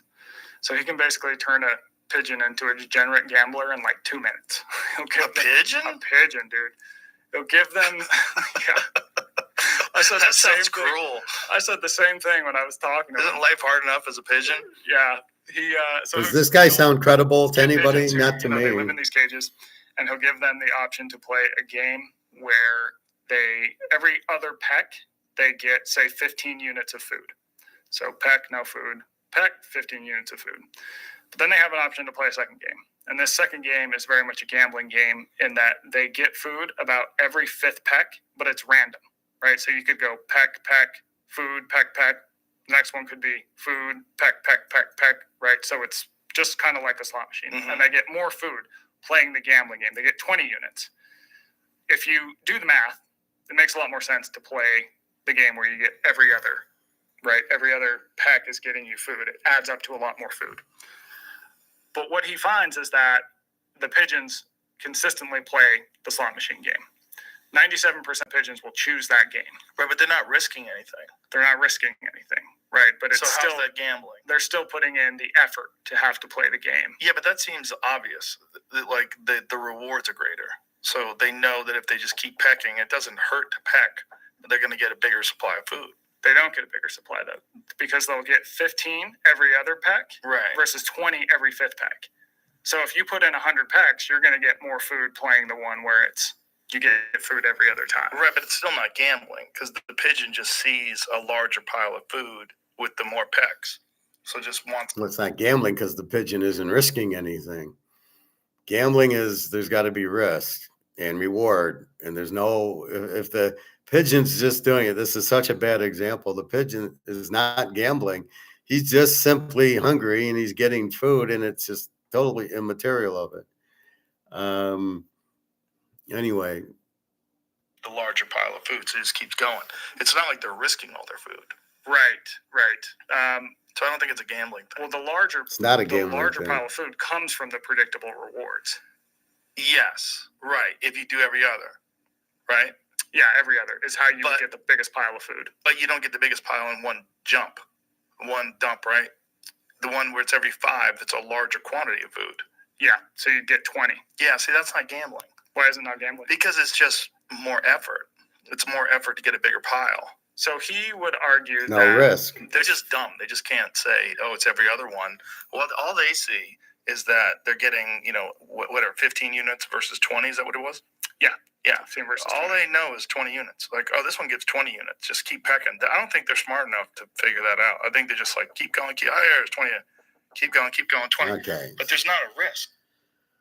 Let's stop wasting time with Joe Rogan. Currencies have gone down by 99% in real terms, in gold terms, since 71. It's just 1% to go. But that 1% is 100% from now. And that we are going to experience in the next few years, in my view. How fast it goes, it doesn't matter, really. Protection is more important than, as I said, forecasting the timing. Watch what Gen X do to stop. So, as he says, it doesn't matter how fast. Like everybody says, when's it going to happen? Like we all have a date. There's no date when the dollar collapses. It's just as what I say. Just own the gold and silver now, and then it's going to zoom. Don't worry about it. Gold and silver aren't investments. They're A, protection. They're B, wealth. They're money. Like the Montana rookie. I didn't think it would go up to 110,000. I bought it for $100. Now, again, I got to get it graded, and it's got to come back at 10.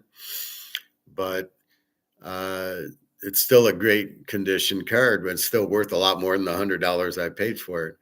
But I didn't sit there and look, when's it going to be worth 100,000, even not knowing it would be worth 100,000, or your Brady cards or your Mantle cards.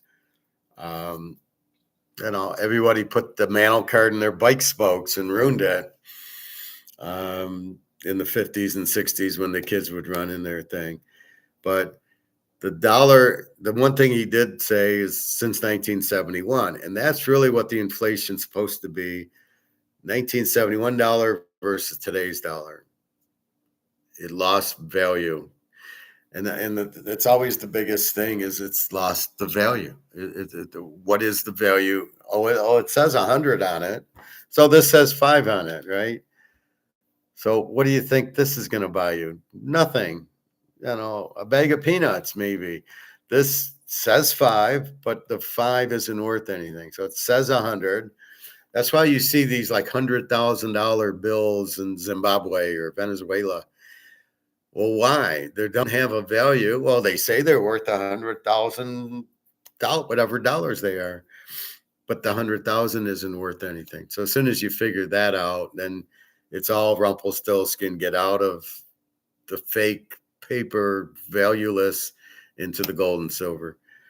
And they're trying to play this Bitcoin scam on you, where you buy Bitcoin and you get out of dollars for Bitcoin instead of getting out of dollars for gold and silver. And you think, well, that's going to save me because Bitcoin, look at Bitcoin's a bigger Ponzi scheme because they know you have it, right? You think it's private. It's not. They know you have the Bitcoin. Oh, Joe Blow. Yep. He's got 10 Bitcoin. Oh, he sold it. Oh, we're going to tax him. How is that private? But it's not real. It's not. And how are you going to pay the tax? Well, you're not going to pay it in Bitcoin. So Bitcoin doesn't even exist. If it does, show me, please. And again, I'm not being hard on Bitcoin. I'm being real. And I'm saying it's not real. And don't try to convince me it is real. At least this, I know what it is and I can see what it looks like. If you can't see something, if you can't see a Bitcoin, how the fuck does it have value? And nobody will, okay, go to Kroger's and you then spend it. Well, I can't. Well, I can't spend gold there either. I love that comment. Yeah, but I can trade gold for this. I can't really, okay, I can maybe trade Bitcoin for this, that kind of concept. But gold has value because it's limited and it's real and everybody can see what it looks like. If you couldn't see gold, it wouldn't have a value. What makes gold gold is it's so beautiful. It's the nice gold color and it, where Bitcoin's just a pure Ponzi scheme. So Madoff did it for 30 years. That's what's happening here with Bitcoin. And don't play the other stable coins. Oh my God. You give this for gold and silver, and you don't give your gold and silver for anything.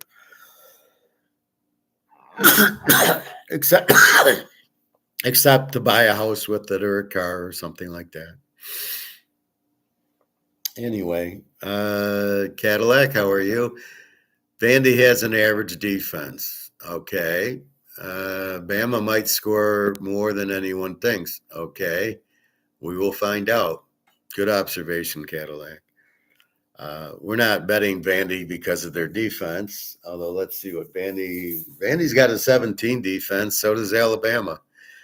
We did see Alabama lose by 100 points to Florida State. And then they played a close game with Georgia. And I think Vandy's better than Georgia. Georgia doesn't look that good this year. It's the points you're looking at. You're getting like 18 points with Vandy. I mean, that's what you're looking at. If you want to bet defense, then I take you to Ohio State, and I take you to Texas, and I take you to BYU. They have very good defenses. So, I mean, that's what you're really looking at is Alabama might score more. They might score less. You're looking at Alabama and Georgia. They only got 24 on Georgia. They didn't score in the second half. So we'll see. You never know. It's all about injuries and turnovers. And I don't think Alabama's defense can stop Vanderbilt. They couldn't stop Georgia when they wanted to go. So we'll see. Right? All the football football bets are we'll see. We'll see what Minnesota, Cleveland does tomorrow, and Detroit, Cincinnati. We'll see. That's all we'll see, but you're trying to analyze it based on pass or not. So once again, your free play is Iowa State. I'm sure they'll play a good game with Cincinnati. And we got one lock today. We got one lock tomorrow. And our free play tomorrow is the Buffalo Bills against New England. New England's terrible. Drake May's terrible. Buffalo, I think, even if they fuck around with them, if they need to win the game, they win the game. They're still fighting San Diego, and they're not fighting Baltimore anymore, and they know KC's coming, so they can't afford to lose. I don't see them losing at home to New England. That's the beauty of that one. We got some other good games tomorrow. We'll talk about tomorrow again in the morning. Minnesota, Cleveland, where it's 9 a.m. in London. Nobody's getting up for it. Nobody gives a fuck. Minnesota 3.5, 36.5. And, off we go with it. So it's Wentz against Dylan Gabriel. So Gabriel's okay. He's not going to do anything. And Wentz is terrible. So you've got really two good defenses and no quarterback. So that's what you got. The Niners beat the Rams. What a joke that was. If you watch the end where the kicker absolutely doesn't even aim for the extra point. He aims 10 feet left and kicks it there. They need to do an investigation on the kicker. He got the kick blocked against Philadelphia. I watched that one. It was very low. It wasn't that long. This kicker's a new kicker. I think he's in it for the money from the payoffs, because he's terrible. I don't know where they got him from, but they better get rid of him or they're going to lose all their games on block kicks and missed extra points. So he's cost them now 2 games, So the Rams should be undefeated, but this is the tip of the iceberg on this fixing the games. It's usually the refs. This other guy on Joe Rogan said about fixing the games, about you can see the line movement on it. And by the way, betting sports is less than the Wall Street. Oh my God, I couldn't believe that one. So basically, it's you can see the line movement, and the gamblers pick it up, he says. And I'm like, well, there's so much strange line movement now. So Alabama's up to 12.5 over Vandy. What does that tell you? Still tells me to bet Vandy. It doesn't say the game's fixed, because we see that all the time. I see the line move all the time, and it doesn't. Look at the Rams move from 6 to 10 on the Niners, and they lost. So what the fuck does the line movement have to do? A lot of kicking issues. I think that you get a lot of injuries, and then you've got guys are not capable of blocking that you have out there. Bad coaching, I would say. And they're probably putting faster guys in to try to block the kicks on the defensive side. But I just think it's blocking issues. And I think it's these kickers. I think what's happening is this kicker on the Rams can't be making $5 a game. So I think what you have is you're paying the quarterback so much money, and then you pay the wide receiver so much money. At the end of the day, you have nothing left for the kicker. So you're getting a very bad kicker. And then the pressure comes in, and he can't kick because the guy in the Rams I don't even know if he went to college. I mean, he's not a good kicker, so they're not paying him anything. So you're getting what you pay for. So you need the good kickers. Where's Robbie Grossman when you need him? So anyway, that's kind of part of it, is when you have a salary cap and you spend all the money on one person, the quarterback, you can't get a kicker. You can't get guys to block for the kicker. The special teams get hurt.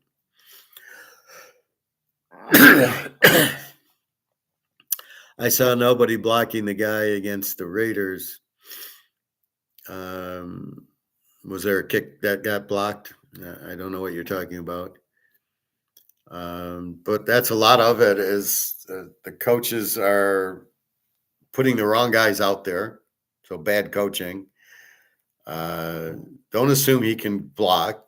Don't assume he knows how to block. You have to teach that to them. If you can't teach it, you shouldn't be the special teams coach.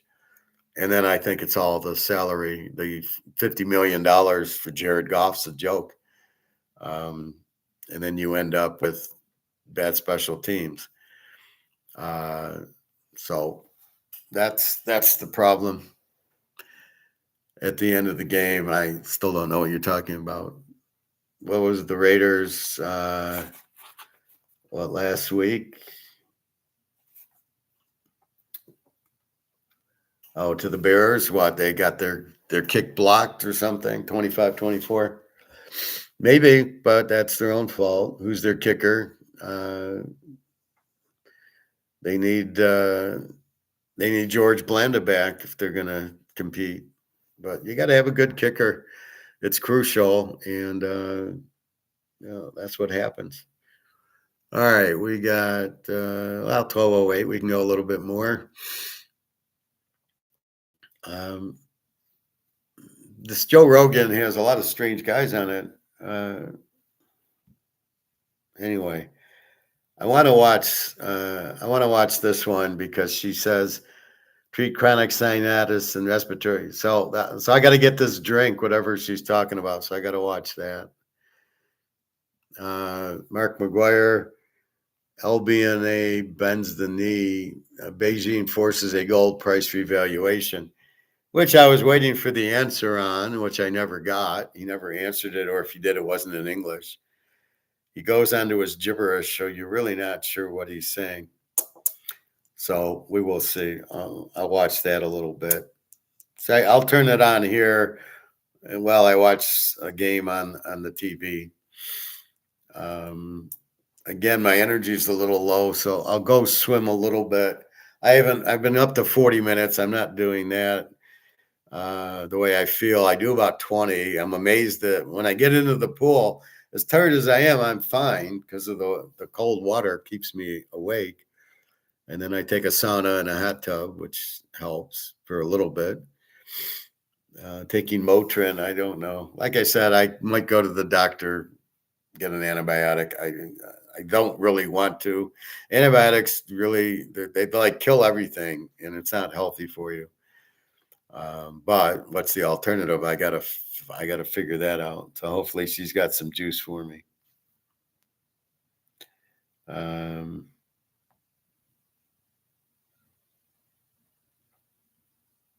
Let's see. So that's about it. These wars, the Ukraine war is ending because Ukraine doesn't have any more men. We're just waiting for it to end. Again, everybody wants a date. When's it going to end? Is it going to end tomorrow? Is it going to end Thursday? Whatever. And you can't, there's no real emphasis on when it's going to end. Trump keeps saying, I hate the killing, but Trump's the purpose. It's his war that he started way back when he was the first term. And the people, the Ukrainians are just spent. They have no more. They just have no more men to do it. Unfortunately, they're not putting Jenna in the war. So that's what you have, and it's terrible. But it's all because of the money being worthless. And I don't know. They'll never audit Fort Knox. I knew Luke. We have gold. Okay. The sun's going to come up tomorrow too, but you don't know we have gold, just like I don't know we don't have gold. I can say it because they're not proving it, but they might have gold somewhere else. It might be in J.P. Morgan, in their vault. They might have a bunch of gold. There's gold everywhere, like in China. The military, the people have gold. The Pension funds have gold. So it's not all central bank.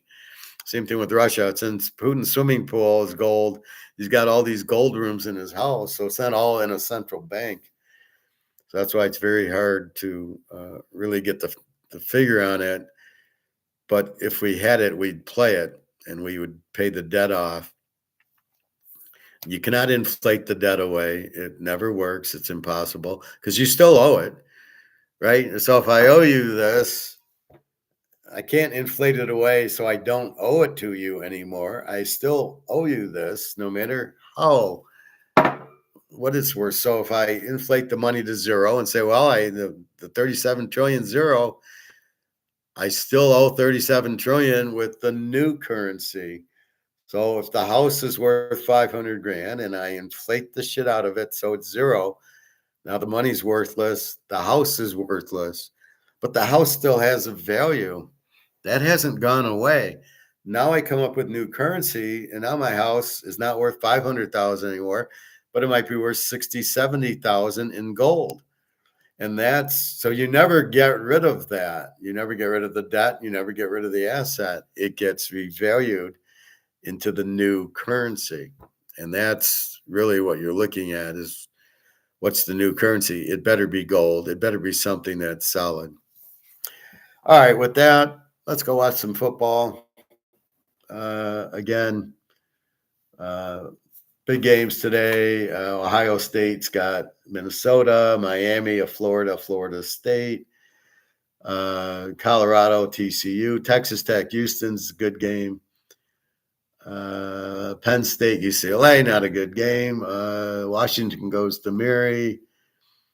Vandy, Alabama, Texas, Florida, Virginia, Louisville, Boise, Notre Dame, Wisconsin goes to Michigan, not much. Illinois, Purdue, and our Iowa State, Cincinnati. Kansas State, Baylor's on now too. And that's it. So it's trying to predict. Unlike slot machines, you're not predicting anything. It's all random. You hit a button and whatever the code says is what happens. Sounds very stupid to me. It's a waste of time and you're going to lose your money. But the thought of you winning $1 million or a car is why you do it. You're doing it because you have no idea how else to accumulate wealth. And you go to a slot machine and say, well, I could put $1 in and make 10,000. As long as that opportunity is there, you'll do it. That's why you play slot machines, Joe Rogan. It's got nothing else to do with anything. It's about trying to make money because that is an option. I can't put $1 in and walk out with top prize, let's say 20, 30 grand. And as long as I can do that,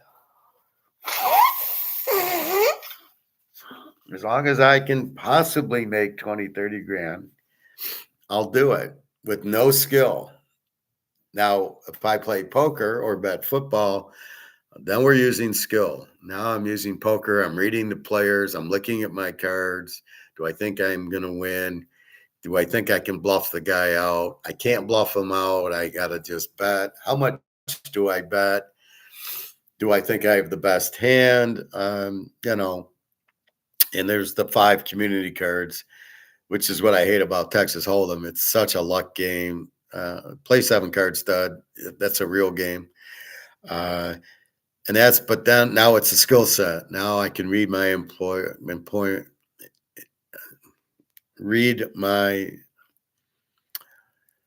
losing my mind, opponent. Excuse me. I can read my opponent and then make decisions that I can win or lose money betting. How much do I bet? If and when do I bluff? If and when do I make a big bet? That's skill. And I can win a lot more with skill because I can see, oh, I flopped a set of aces. I'm probably going to win this hand. But how do I get the most money? I check and shut up and look stupid and try to get betting going. And that's the key. Or betting football, I can analyze the teams and figure out, well, let's see. Buffalo, New England, Buffalo should win the game. They get the better quarterback, better talent, good coach. New England, no quarterback, And again, that comes to me being able to judge talent, which I do better than anybody. So that's what you're looking at by betting football is, can I predict the outcome? And what do I use to predict it? That's skill. Quarterback, coach, defense, things like that. This one guy is saying all these things he has on it, and it's just funny. I go through all these trends. Bullshit. There's only 3 or 4 that you need that are meaningful.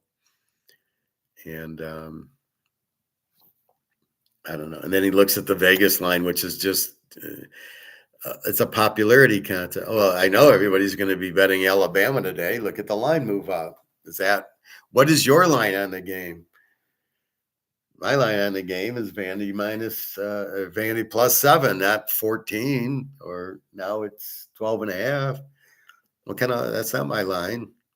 So that's where it's at. It's certainly not. Alabama's not that strong. And yes, let's not forget the Florida State game.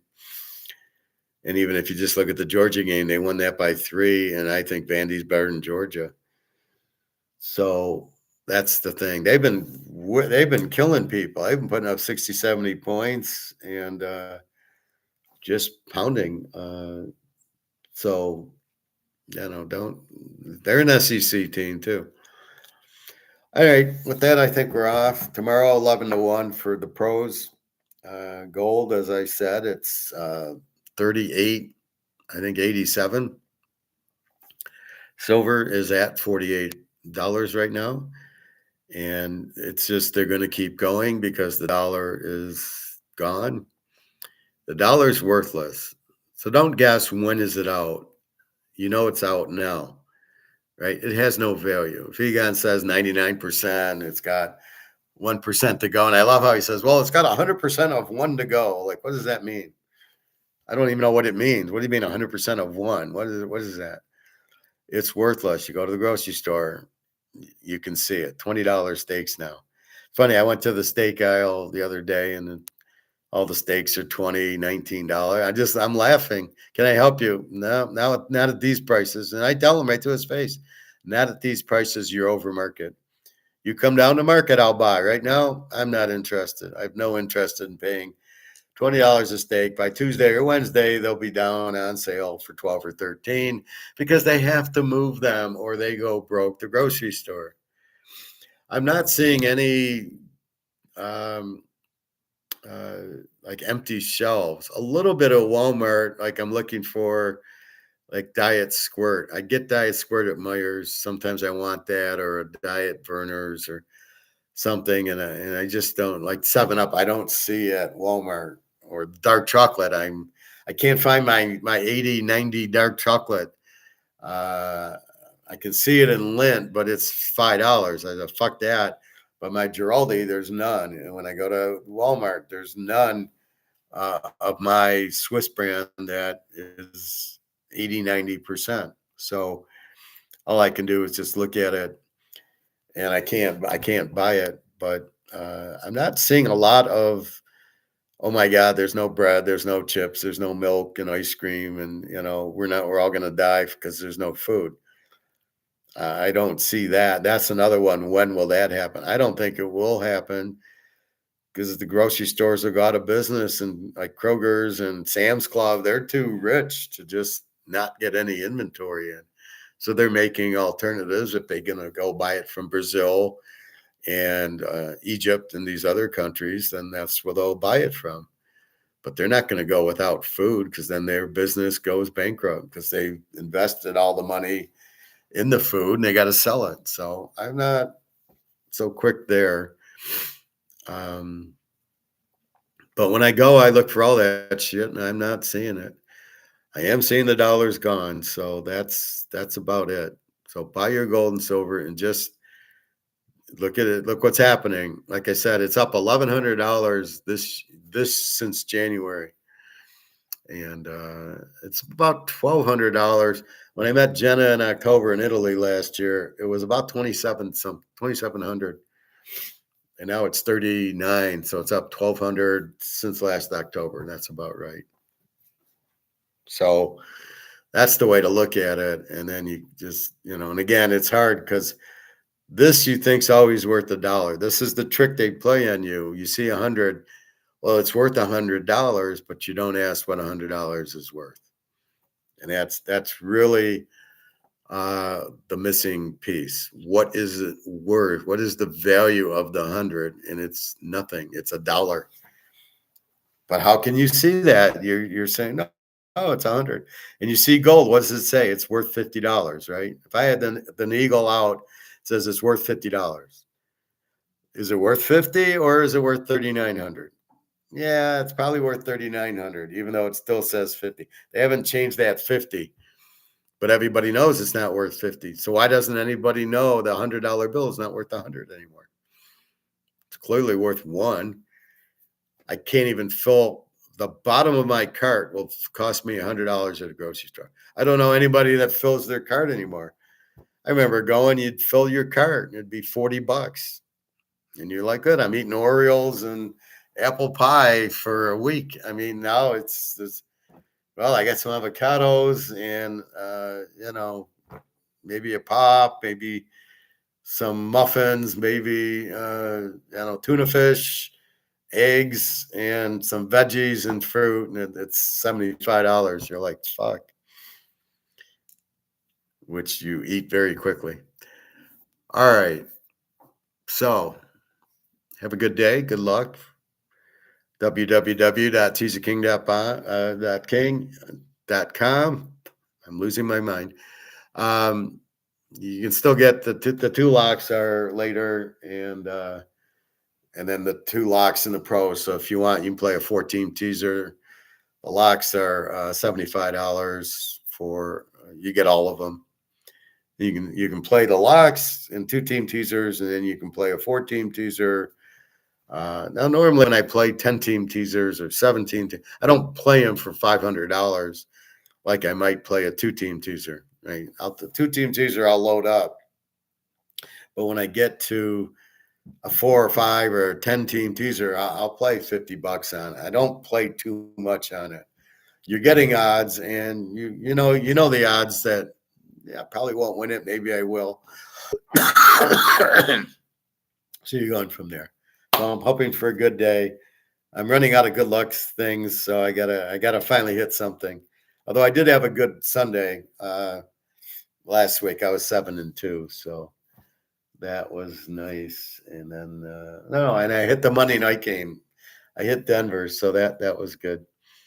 All right, pros look very promising. College, they look promising, but they're not going according to Hoyle. What should be happening? Although we did hit the New Mexico State, the Western Kentucky, and the New Mexico game, so we are hitting the littler games. All right, have a good day, everybody. www.teaserking.com. Buy your gold, buy your silver. Don't worry, it's going up. They're getting rid of COMEX because you can't keep shorting something where the demand's high, and then you got to pay it off and you don't have it. So you're broke. All right.